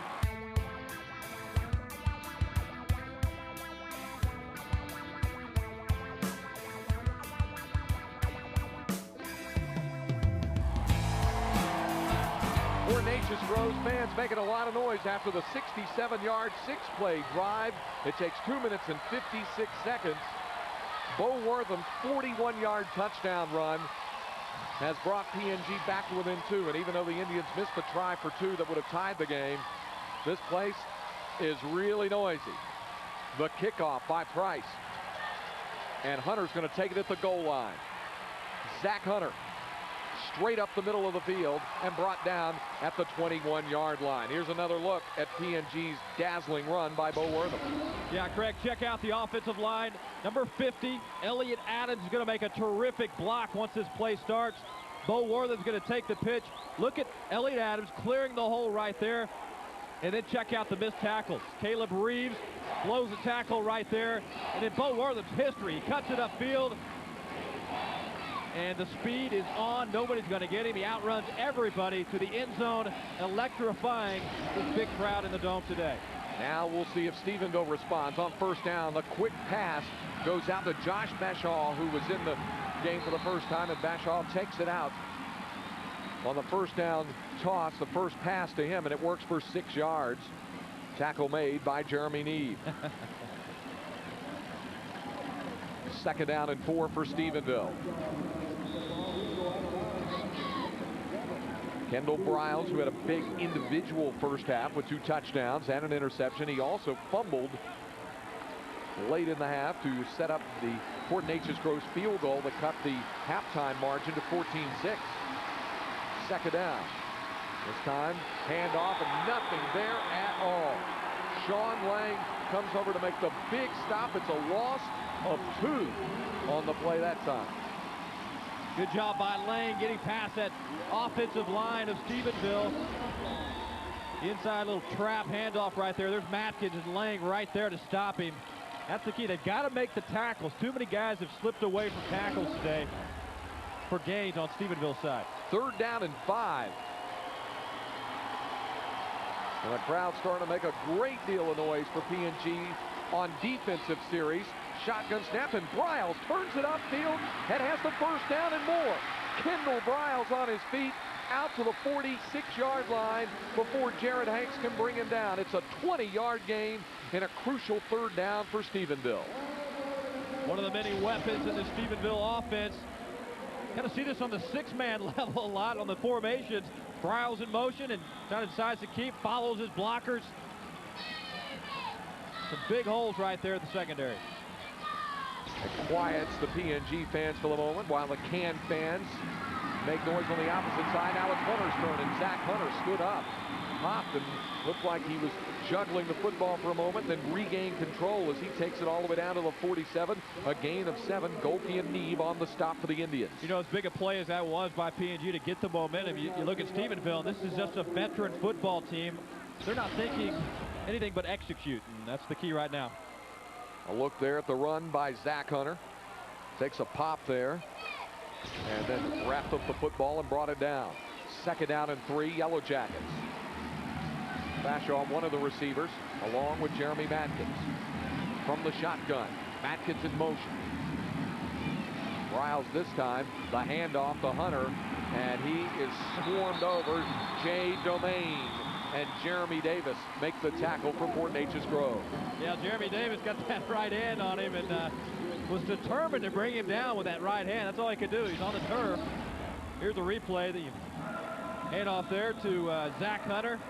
He says, I'm not letting go of you. You're coming down with me. And he got some help along the way. Domain taking his 300-pound frame over there to wrap up Zach Hunter. Now here's Stephenville in another third down situation. Third and a long 2. Again, the direct snap back to Briles. Again, he chooses to run. And again, he picks up the first down. Inside the 40, down to the 39-yard line. Kendall Briles coming through again on third down. He picks up 7. Trace Budwine makes the stop.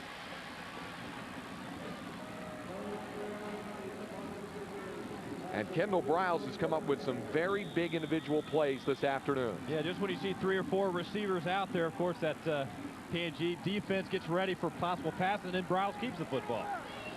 Definite confusion at times for opposing defenses while facing Stephenville. Inside, 4 minutes to go, third quarter. The pump fake, and Briles looking to run or throw. In trouble, and he finally just loses his balance and falls. Briles has done a little bit of everything this afternoon, and that time his feet went right out from under him. Yeah, he was really moving there in the pocket, had the big pump fake.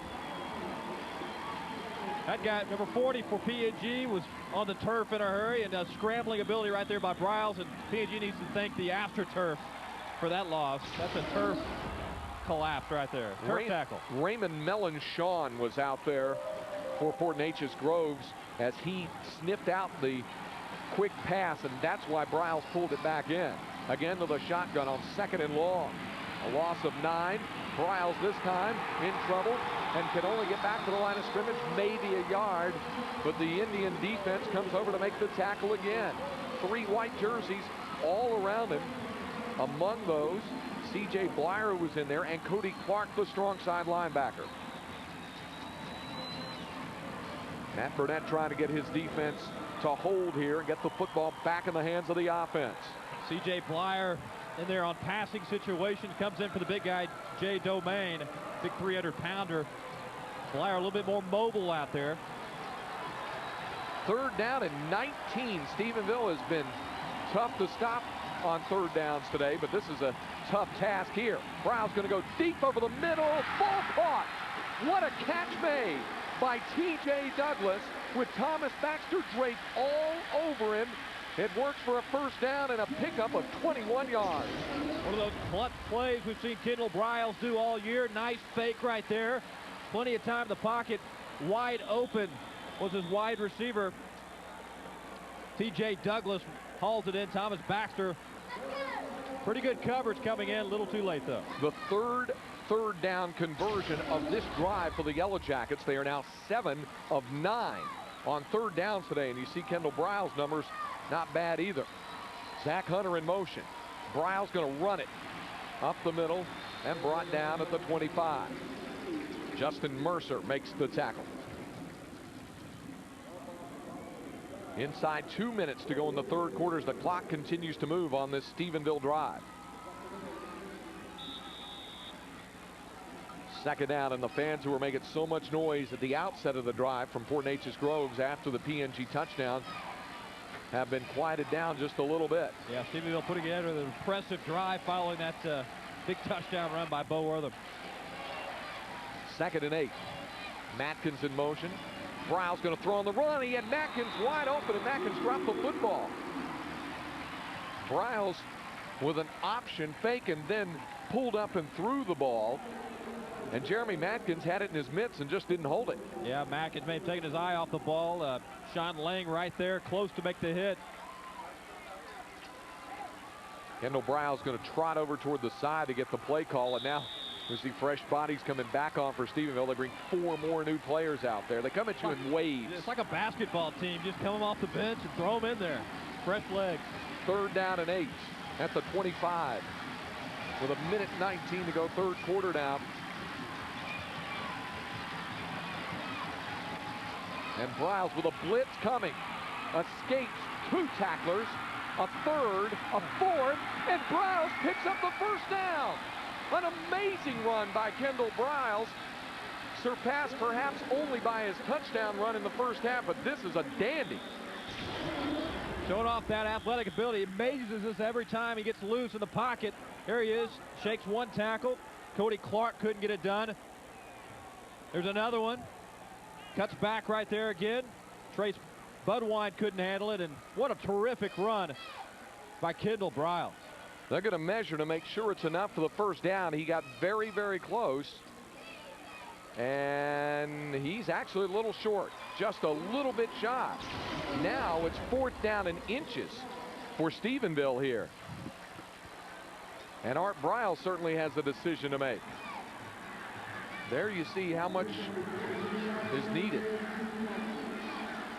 With 59 seconds, Briles is a master doing this, using the measurement situation as kind of a mini timeout, much as you see some veteran college basketball coaches do when a foul comes. He gathers the team very quickly, and he does. He gathers them around, uses it like a 30-second timeout. Well, they'll play like this. You want to make sure everybody's on the same page. You don't want any mistakes.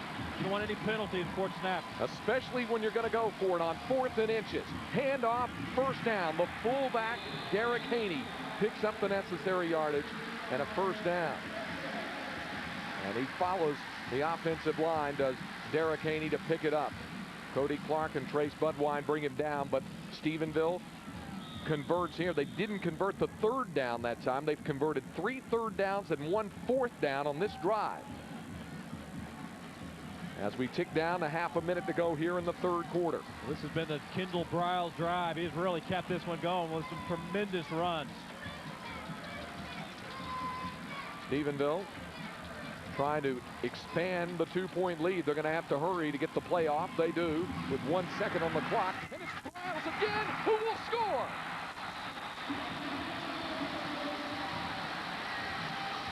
I don't know what has been more impressive on this touchdown drive. Art Briles' play calling or Kendall Briles' execution of his dad's play calling. There's so many options out there for Kendall Briles. He's got the wide receiver, all the weapons there, and of course, the minute he sees daylight, he's one of the best scrambling quarterbacks there is in high school football, showing it off today. And here's a perfect example right here. He takes the snap, fakes the handoff to Zach Hunter. Great blocking again, goes in untouched. Third touchdown of the day. Extra point is good, and Stephenville extends the margin to 9. 14 seconds remaining in the third quarter, and it's now 21-12. Yellow Jackets on top. Let's get a Gatorade game break from Kevin Eschenfelder in our Fox studios. We'll get that coming up from Kevin following the kickoff here. Meanwhile, it's a 9-point lead for Stephenville here in the waning seconds of quarter number 3. And now, as Stephenville answered the scoring drive for Neches-Groves, and all of the fans' momentum as they converted 3 third downs and 1 fourth down on the drive. Now it's PNG's turn. Yeah, I think that's the impressive thing. Bo Wortham got everybody excited in here with that long touchdown run, and then the methodical drive of Stephenville. That's the sign of an experienced football team. That's a state championship winning drive right there, and we're only in the third quarter. Still a long way to go, but you look at the numbers on that drive, 79 yards and 14 plays, 7:04 off the clock on that march. The Jackets will kick off. Wortham back deep. Fort Neches-Groves certainly loaded with weapons, and the Indians far from out of this game. They trailed earlier by 11 at 14-3. The margin currently is 9, and a short kick here, and that one is going to be a fair catch and made at the 31. Now let's check in for a Gatorade game break with Kevin Eschenfelder. It's another team, Kevin, that is looking to establish its own trademark as team of the decade. Bartlett looking for its 3rd state title of the 90s. Now Fort Neches-Groves operates from its own 32-yard line. It's Bo Wortham on the run, and look at Bo Wortham move. Wortham picks up 16 yards on first down, takes it out to the 48 before Ryan Harris can bring him down. Undaunted, PNG trying to strike right back, and they'll go into the fourth quarter trailing by 9, but still a little bit of a momentum surge off that big run by Bo Wortham. Yeah, the running game certainly improved. Wortham with a big run last series. Why not give it to him again? 16 good yards, good blocks along the way. So Stephenville will lead it going into the third quarter at the end of 3 of the 4A Division II Texas Bowl here in the Astrodome.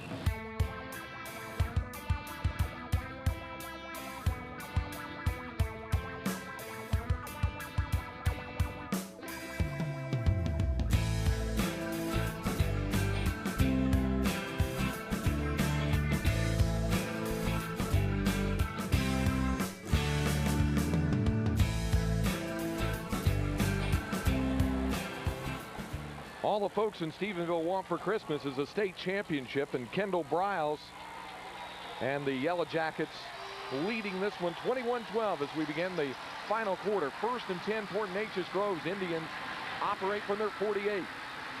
Trying to strike back after that Stephenville 7-minute touchdown drive. There's Dustin Long as he takes it to the midfield stripe. Let's check in with Keith Fletcher on the sidelines.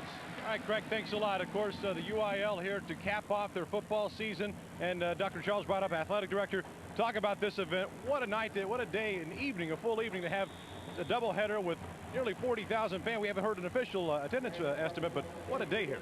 Well, it's been a great year. You know, we started in August with a kickoff classic. It's been a great season, 424 playoff games, 456 teams involved, and this is a great way to end the season. Thanks a lot. Dr. Charles Bida for the UIL. Track it back upstairs to you. All right, thank you, Keith.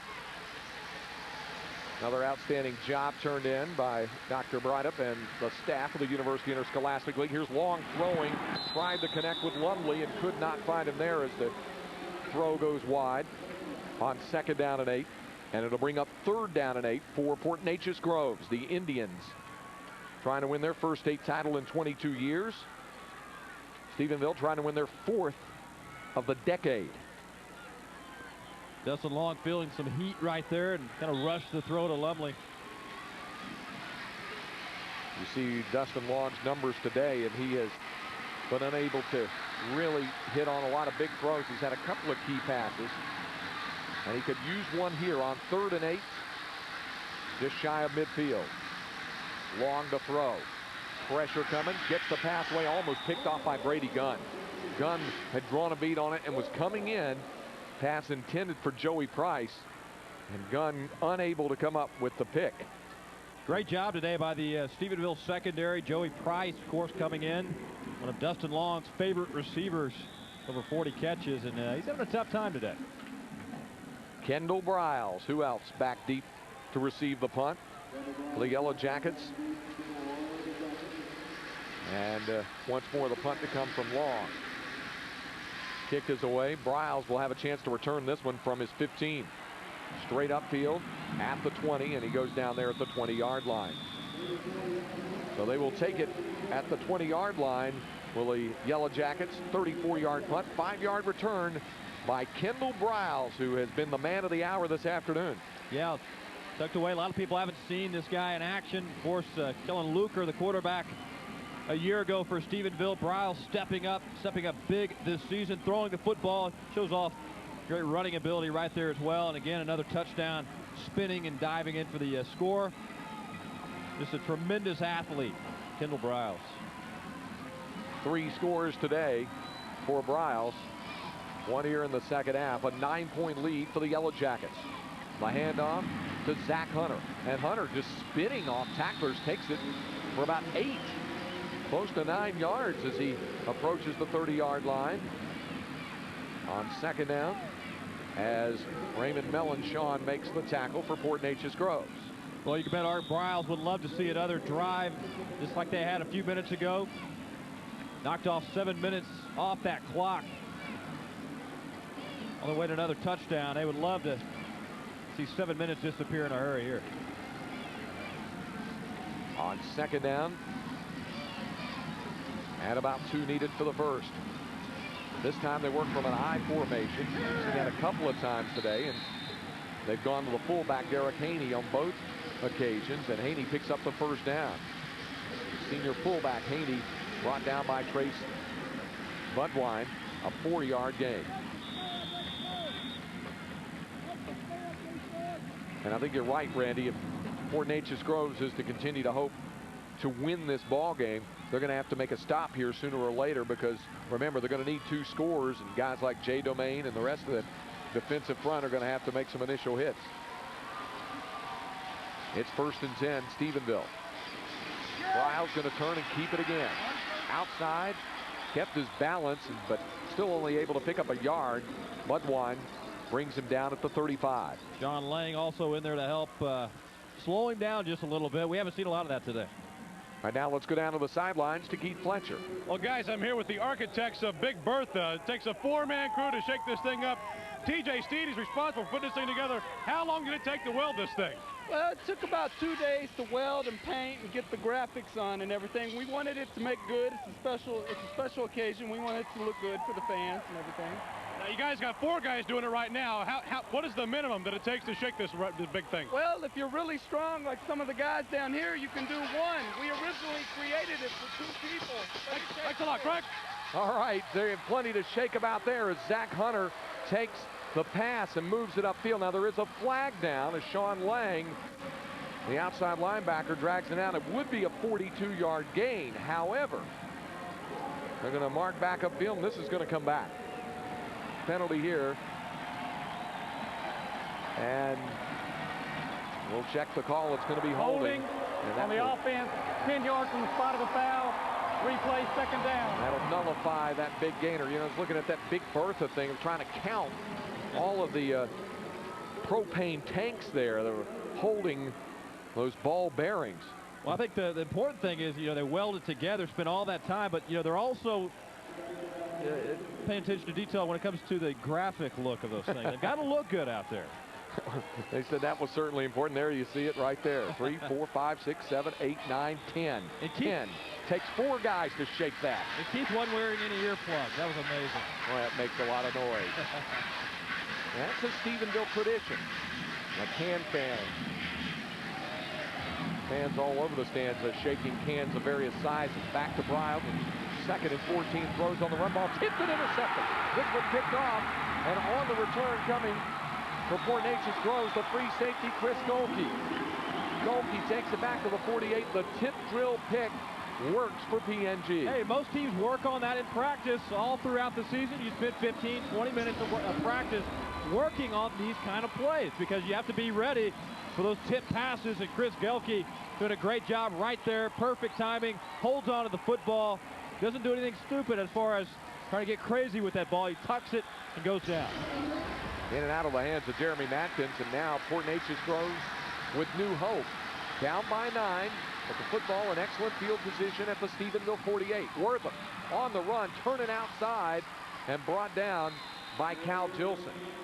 Gilson might have got a little bit of an assist from the umpire there because Bo Wortham had to dodge him as well as another blue-shirted defender for the Yellow Jackets. Cal Gilson making the tackle right there. Tough middle linebacker for Stephenville, the defensive 4A player of the year. Had a terrific season, of course. His partner, Kendall Bryles, the offensive player of the year. 2nd down and 6 after the gain out over the 44-yard line. On the option to keep her by Long. And Dustin Long has enough yardage, appears to have the first down inside the 38. Gordon Carroll made the tackle for Stephenville. But that might be enough for the first down. Not quite. A little bit short. It's 3rd down now.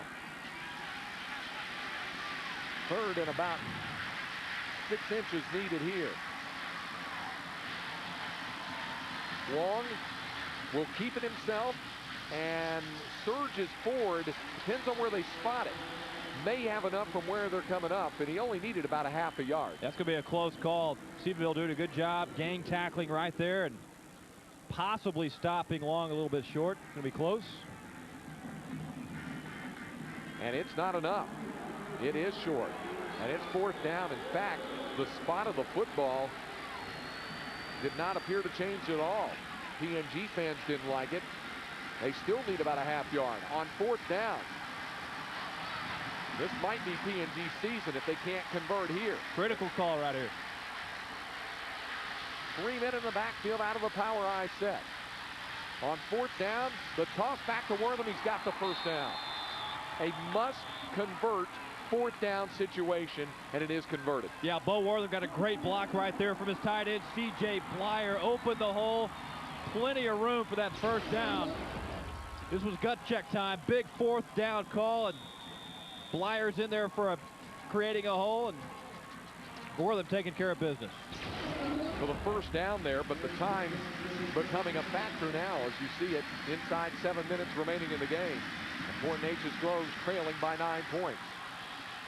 Long sends Joey Price back in motion and wants to throw, but he's in a whirl of trouble, and down he goes. The blitz causing the heat on Dustin Long, and Dustin goes down as Craig Park, Scott Lee, and Cal Gilson all were in on him. Yeah, Scott Lee really not playing like a sophomore. He's a 6'4", 200-pounder. Coming in there right with the pressure. Has a clear shot at Dustin Long. Trips him up just enough to get credit for that stop. 2nd down after the loss of 5 on the play. And just past the halfway mark of this final quarter. And Long to throw again. Dustin Long looking downfield, incomplete. Short. And Brady Gunn was also trying to come up with an interception. It was intended out there for Jonathan Lumley, and now it's 3rd down all of a sudden. And Long for Dustin Long and for Matt Burnett and the Port Neches-Groves Indians. Matt Burnett relying on his offensive coordinator. Make a lot of these calls. Mike Long, the father of Dustin Long, the quarterback. Burnett, the middle linebackers coach, as well as the head coach.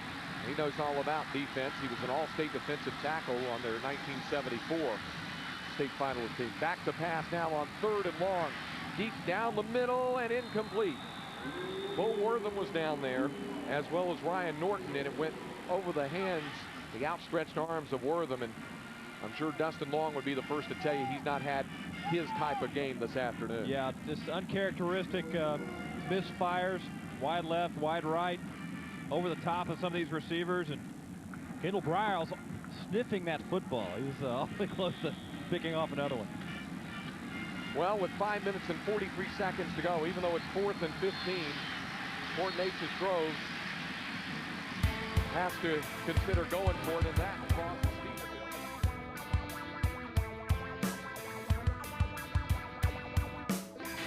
Fort Neches-Groves is going to go for it on 4th down and 15. Stephenville took a timeout to set its defense because the Yellow Jackets were expecting a punt. Another must-convert situation here for the Indians. Down the middle, and the ball is intercepted by Gilson. Cal Gilson picks it off for Stephenville, and the Yellow Jackets have their biggest defensive play of the day. Gilson right there as Dustin Long tried to go over the middle. I believe he was trying to hit Bo Wortham on that play. Let's check it out. In the pocket, Long looking.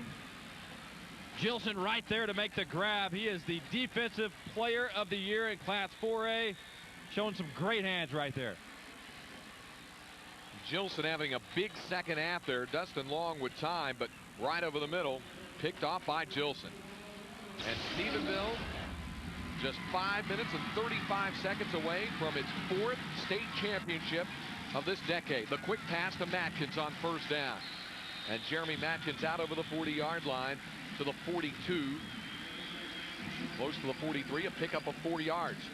You just can't make a lot of mistakes against a team like Stephenville, whether it's interception, fumble, whatever it is when you're turning the ball over. You cannot do that because Stephenville will make you pay for it. And make no mistake about it, the Yellow Jackets were pushed in the postseason.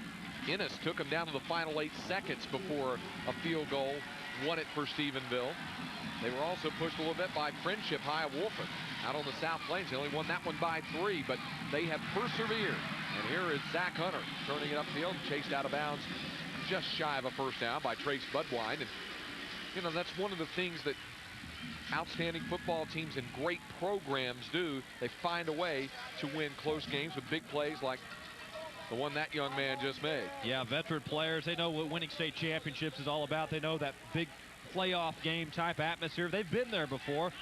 This is new to Fort Neches-Groves. They haven't done this since the 1970s. So experience definitely pays off in big games like this. 3rd and a yard to go for Stephenville. Briles will hand off to the fullback, and Derek Haney has enough for the 1st down, giving the Can fans more reason to celebrate on the home side of the field. They will move the chains. Kendall will go over for a visit with his father. Again, Art Briles using that opportunity there to kind of gather the troops, tell them what he wants, and expects from them, and then they'll go back out there and execute the offense again. And Kendall Briles, just a junior. People forget that about this guy. Yeah, no doubt. He's a good one. 1st down. Just shy of midfield. The handoff, Zach Hunter. And Hunter has another Stephenville 1st down as he scoots up the middle before he's finally tackled at the 38-yard line. But that's a 12-yard gain. Sean Lang brings him down, and Stephenville continues to dominate the line of scrimmage. Well, we've seen this all day from Zach Hunter. We knew coming in he was a little guy, but plays much bigger than that. He's one of those tough guys out there. Can take some hits and just keep pounding it out, and he did that again on that run.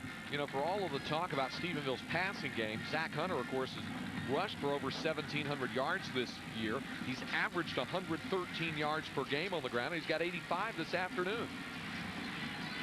Kendall Briles, of course, has had a tremendous game all around. Here's a toss back to Hunter, and Zach Hunter going to turn it outside, and he will top 100 yards today. And Hunter will have the ball knocked out of his hands as he was knocked out of bounds just shy of the 1-yard line. Thomas Baxter, the cornerback, shoved him out, but that's 36 yards on the carry by Hunter. Yeah, I don't know if he's on that Stephenville track team, but if he's not, they may want to check into it. This guy's got some serious speed, cuts it outside, then turns it upfield. Look at him go right there and keep that ball tucked. Tries to move it a little bit, and that's kind of the reason it popped up. It'll be 1st and goal for Stephenville, and there is what Zach Hunter has done today. Just a routine day at the office for Zach Hunter. Now, Stephenville going back to work. They'll go to the I. Will we see a 4th touchdown from Kendall Briles?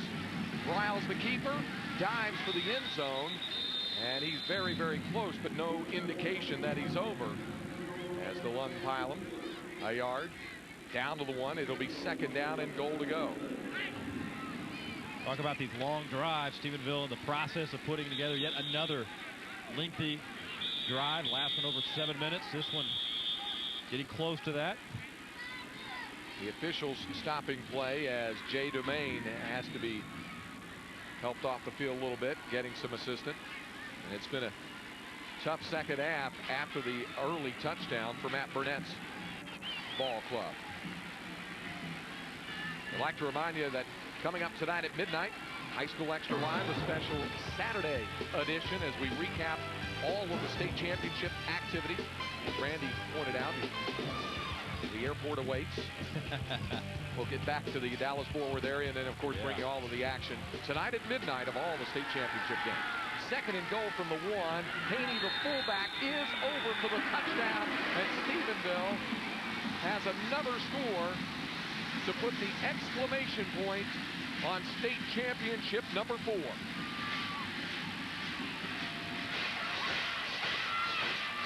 Derek Haney, a senior on the Stephenville football team. What a way to go out. I had a feeling they kind of wanted to give him the football, get him that touchdown in the state championship atmosphere, and he got it done. And many of the tens of thousands of Fort Neches-Groves fans feeling that the season is indeed drawing to the close, making their way for the exits. The extra point is good, and it's a 16-point lead for Stephenville. Kendall Briles and the Stephenville Yellow Jackets just 3 minutes and 9 seconds away from the 4th state championship of the decade of the 90s, and the team of the decade, putting the exclamation point on it with a 61-yard, 7-play drive. Derek Haney gets the 1-yard touchdown. There's the short kick, and that one's going to go out of bounds, in fact. Penalty against Stephenville. Let's go down to the sidelines to our Keith Fletcher. Guys, 3 minutes and 5 seconds remaining in the game, but the new T-shirts have already come out. The 2-time back-to-back state championship T-shirts are already being flown over a few heads, and they're wearing them all around the Stephenville sidelines right now. Back upstairs to you. All right, and that's right, back-to-back on 2 occasions, 1993 and 94, and now in 98 and 99. And you know, Randy, going into 1999, there was some question as to which team would be the team of the decade of the 90s. Lamarck had won 3 state titles. Stephenville had won 3 state championships. Lamarck had made 6 straight trips to the Texas Bowl, but in Stephenville's 3 state titles, Lamarck's 3 state championship losses had come all at the expense of the Yellow Jackets. I think Stephenville's answered the question today. No doubt. It was a toss-up coming in. Lamarck had a tremendous run under Al Waddell, and of course Larry Walker took over, led him to that state championship game a year ago, but Stephenville won the big one 4 times now in the 90s. And they're going to be 2-0 in the Astrodome in the Texas Bowl. Here's the kickoff, another short one, and the fair catch, no fair catch. This one just caught and brought out over the 40-yard line, and it'll be down at the 45. 2:57 to go here. Right now, let's go in to the Fox Sports Net clubhouse and check in with Jim Knox. That game at 7 o'clock. Right now, let's head back to the Dome and rejoin Craig and Randy. Craig? All right, thanks, Jim. And the pass there incomplete on first down as Dustin Long, who has had a long day today, has it fall incomplete. Fort Neches-Groves offense features 8 seniors, 3 juniors, so they're definitely going to be losing some key personnel for next year, including Dustin Long. What a terrific career he's had over his 3 years as the starting quarterback of the Indians. 2nd down and 10. for Fort Neches-Groves. Long down the middle and finds Jonathan Lumley there at the 45-yard line. Dustin Long just now 7 of 24 for 87 yards in this game. As time grows short here. And Fort Neches-Groves was in this game. Remember, Stephenville had fumbled 4 times, but P&G recovered only 2 of those fumbles, and they've really had a difficult time establishing the pass before this drive here began for P&G. The Indians were 0 for their last 4 through the air with Dustin Long, including an interception. Yeah, rough day for Dustin Long. He's had some open receivers, and you mentioned earlier he overthrew a bunch of them. Off balance a lot, got some pressure from that defensive line of Stephenville rushing those throws. And an uncharacteristic day, to say the least, for Dustin Long. 1st and 10 at the 45-yard line. Inside the 2:45 to go in the game. The pass there to Wortham, and he's brought down. Of course, for Stephenville, they've been able to do the important things today, and Kendall Briles has done a lot of that on his own. Here's another look at the 1st down pass. Yeah, Dustin Long rolling out, got some time, and plants the feet, fires. Nice catch right there. Indians not giving up yet. They want to get into the end zone. They need 2 touchdowns and 2 two-point conversions to tie this game and send it into overtime. They need a score first. Here's another pass, this one to Joey Price, and he's down to the 26-yard line. And again, Stephenville willing to give up the spaces in between the sidelines to keep the clock moving. Sort of a feeling out process for this P&G offense. Of course, they went to the air immediately in that 1st quarter and tried the option attack a little bit, had some success, but unfortunately time is not on their side. 1st and 10 as the clock rolls now. Long to throw again over the middle and incomplete. The pass sailed behind the intended receiver, Ryan Norton. And Dustin Long getting the instructions as he comes back out. Now 9 of 27 for 106 yards and 2 interceptions. Norton and Lumley, the split receiver.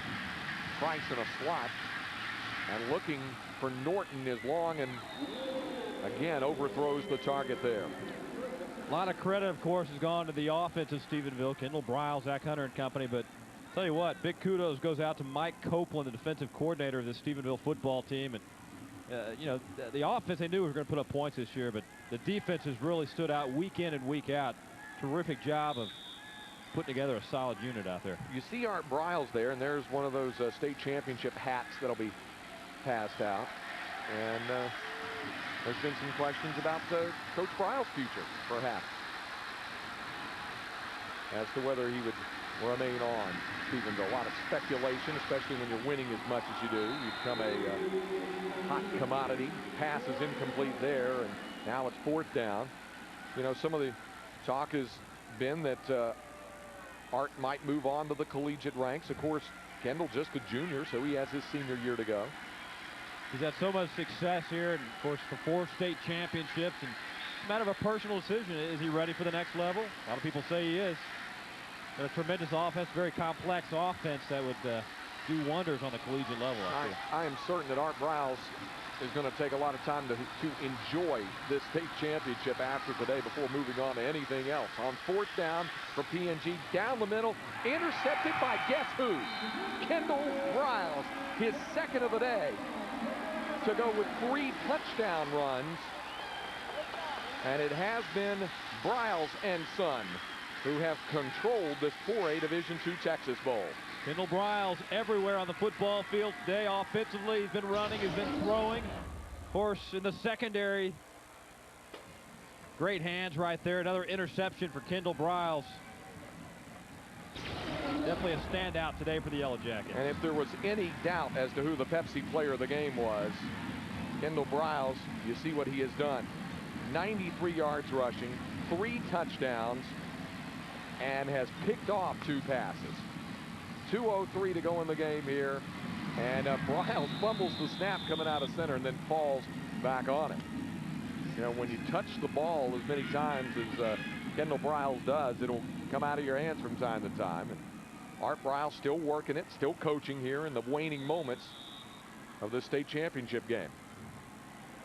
Another thing that you can say it's impressive about Stephenville and about Art Briles is when they get to this level, they don't mess around, they win. They haven't lost a state championship game. They're about to go for not only their 4th state title of the 90s, 4-0 in the decade. Well, it's all about experience, execution. They get it done out there. They walk into the stadium today, and you see a sea of purple on this side of the Astrodome, and they don't let it affect them one bit. Zach Hunter stopped just shy of the 11-yard line by Justin Mercer.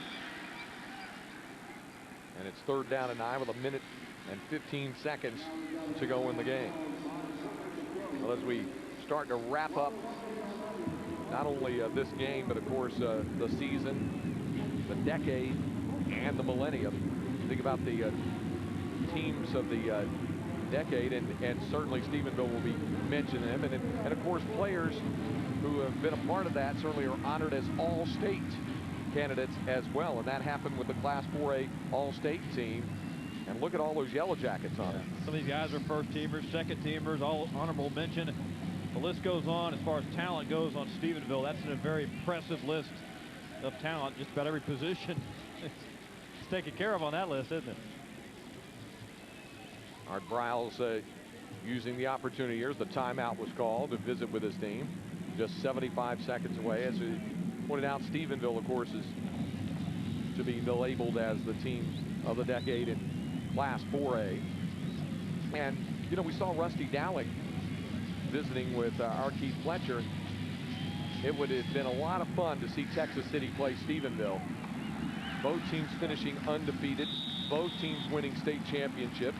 Congratulations to the Stingarees of Texas City, the 4A Division I state titleists. That would have been some matchup. Oh, it would have. Texas City loaded with talent, of course. Marcel Moses, that terrific lineman they have, defensive lineman. And off to Zach Hunter. He goes up there. PNG will use another timeout on 3rd down to get the football back in the hands of the offense one more time. Other teams who have really established dominance in the 90s. Congratulations certainly to the Salina Bobcats. G.A. Moore, his 3rd state title of this decade. Talk about the Bartlett Bulldogs on the Class 1A level, winning again today. Cruising toward a state championship. Here's the other winners that we've talked about. 5A Division I, Midland Lee winning last week, and Garland winning earlier today here in the Astrodome as they defeated Katy 37-25. Stephenville and Texas City to be the state champions out of Class 4A. In 3A, the Leopards of Liberty Ilo, just outside Texarkana, win the state title. Commerce and Sealy kick it off coming up at 7 o'clock tonight. In 2A, Mart and Salina. That's another matchup I'd love to see. Right. Terry Cron's Mart Panthers and G.A. Moore's Salina Bobcats. The Bartlett Bulldogs are Class A state champions. The 3rd time in this decade under 3 different coaches. Craig Agnew, the coach this time, and that's the trophy that goes to all of them, that replica trophy. That one, of course, is going to go to Stephenville. And you saw Martin winning. Terry Cron wins the title at Mart, and also won one at Bartlett earlier in the 90s. So spreading it around a little bit down that way. And, of course, the 6-man state crown going to the Gordon Longhorns. Congratulations to Nelson Campbell and his team. There's the punt on 4th down, and Jeremy Need just lets this thing roll, and it will be down at the 35-yard line. Stephenville was happy to let a little more time run off the clock. A flag comes in at the end of the play. 54 seconds remain in the game here. Cal Gilson picking up that football. A couple of late hits right there. Obviously out of frustration on P&G's side. Been a long year for both of these teams. When you start off in Dead August. ball foul, personal foul against the kicking team. The 1st down for Neches. 15 yards. And a foul going against Stephenville there. It's, as we mentioned, been a long year when you begin in August in the heat of those summer practices and then move on into your non-district games. Then the rigors, the grind of a district schedule, which for Stephenville included the likes of Brownwood, Everman, Cleburne, schools like that, and P&G in arguably the most competitive Class 4A district in the state, District 20 in Class 4A. District 24A with West Orange Stark. Nederland had a terrific season. Great run for Larry Newman and those guys. And talk about the players having a long year. The coaches actually start meeting in middle of July, right before coaching school. But they're ready for a breather come Christmas. And it's going to come just 1 week before Christmas. Dustin Long back to throw. And across the middle, and this one's caught. Nice catch made there by Bo Wortham as P&G wants to make this one close. Not giving up to the very end. 49 seconds remain. You hate to lose a state championship game. You work so hard to get here, and you go home with a loss, but you got to pat yourself on the back and say, job well done to get here. 17-yard gain. Pass outside this time, and not getting out of bounds was Jonathan Lumley. He was right over there by the sideline, and now he is, as time has stopped, and Port Neches-Groves has had to use its final timeout as Lumley could not get out of bounds with 34 seconds remaining in the game. You're right, it's been a long road for all of the teams, and of course football playing schools all across the state of Texas as it puts an end to another great season, no matter the classification. And attendance at football games across the state up, without a doubt, and a lot of excitement all season long. And really for the folks also who followed Port Neches-Groves, even though this is going to end in a disappointing fashion, I think folks can say P&G football is definitely back. Yeah, no doubt. Matt Burnett's done a great job. And for the underclassmen returning, they got 6 extra games to play in, and that's critical looking ahead to a new season. Spring football just around the corner, believe it or not, and the experience will pay off the extra 6 games.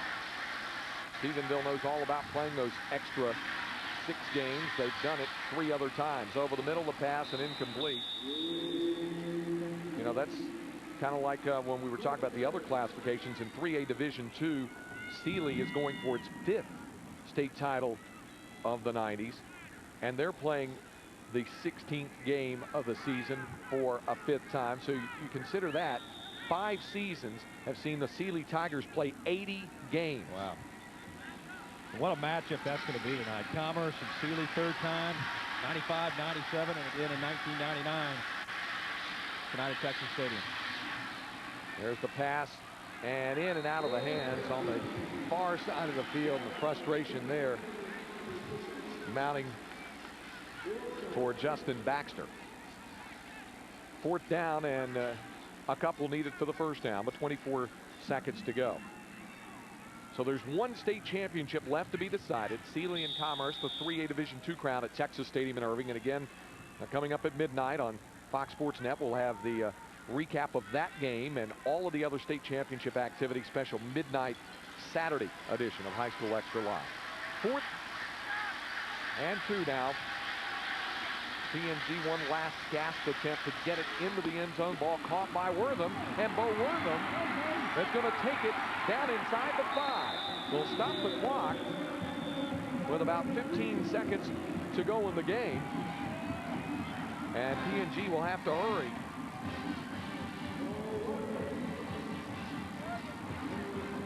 And credit to the Indians for not giving up here.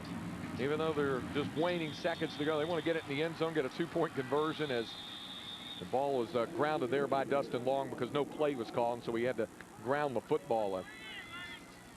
Bo Wortham, meanwhile, is kind of the all-purpose man today for P&G. Yeah, they're out of this ball game, but they're not giving up at all. Long with a strike to Wortham. Looks like he could get stopped right there, but fights out of it and makes it down to the 2-yard line.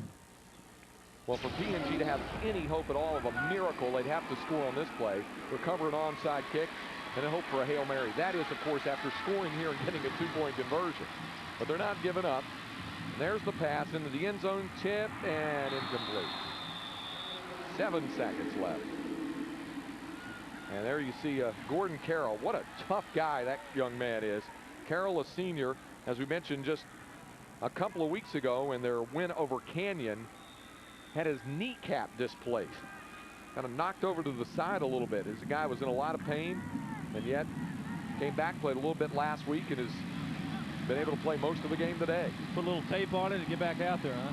3rd down and goal for Neches-Groves. The pass into the end zone caught by Price.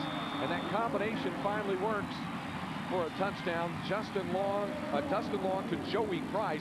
And Dustin Long, who's had a tough afternoon today, nevertheless finds Joey Price there for the score. 4 seconds to go. P&G obviously will go for 2 and try to get it back within 8 points. But just 4 seconds remain in the game. Well, too little, too late. Nice pass, though, by Dustin Long. Nice strike. He's been looking for this all day. And overthrown Joey Price often.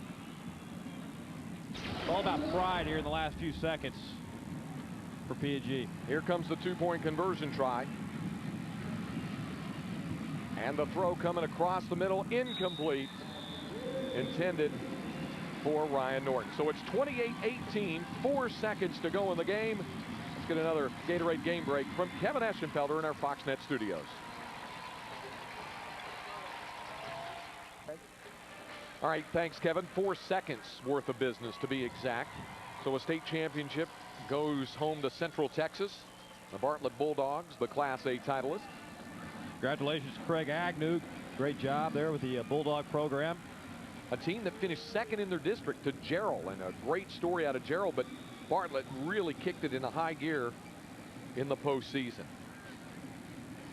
The onside kick coming for poor Neches-Groves. It rolls in. Stephenville does recover it, and Yellow Jackets will have it with 3 seconds to go and time for one final snap before crowning that man, Kendall Briles, his father Art Briles, and the rest of the Yellow Jackets state champions. And still you just see Art just working business as usual with one final play to go. And then he'll enjoy it like everybody else. Haven't seen him smile today yet. I think we're going to see that here in a few seconds. All business out there for Art Briles. Until the final tick, and he's just keeping everybody under control there on the sidelines. And everyone just waiting to bust at the seams now. And now there's the smile from Coach Briles. And the Stephenville Yellow Jackets ready to make it official. Back to Kendall Briles. He goes down with a knee, and it's another state championship headed to Erath County. The Stephenville Yellow Jackets, the 4A Division II state champions for 1999. Okay. And let's go down to Keith Fletcher. All right. Thanks a lot, guys. I'm here with Dr. Charles Braddock of the UIL, who has a championship trophy presentation for Art Briles of Stephenville. Coach Briles, winning 1 state championship's plenty special, but winning 4 in 1 decade, outstanding. Many people would call Stephenville the team of the decade. You the coach of the decade. Obviously, we want to add our congratulations to that on behalf of 1,238 high schools. Division II 4A state championship, 1999. Well, I tell you, Charles, and I appreciate that, but I certainly don't consider myself the coach of the decade. I consider our players the team of the decade because they have worked so hard and sacrificed so much, and our community has given so much, you know, support to us that it's just, you know, we're just thankful and we're honored to be in this situation and grateful, and we just thank the Lord for these opportunities we've had.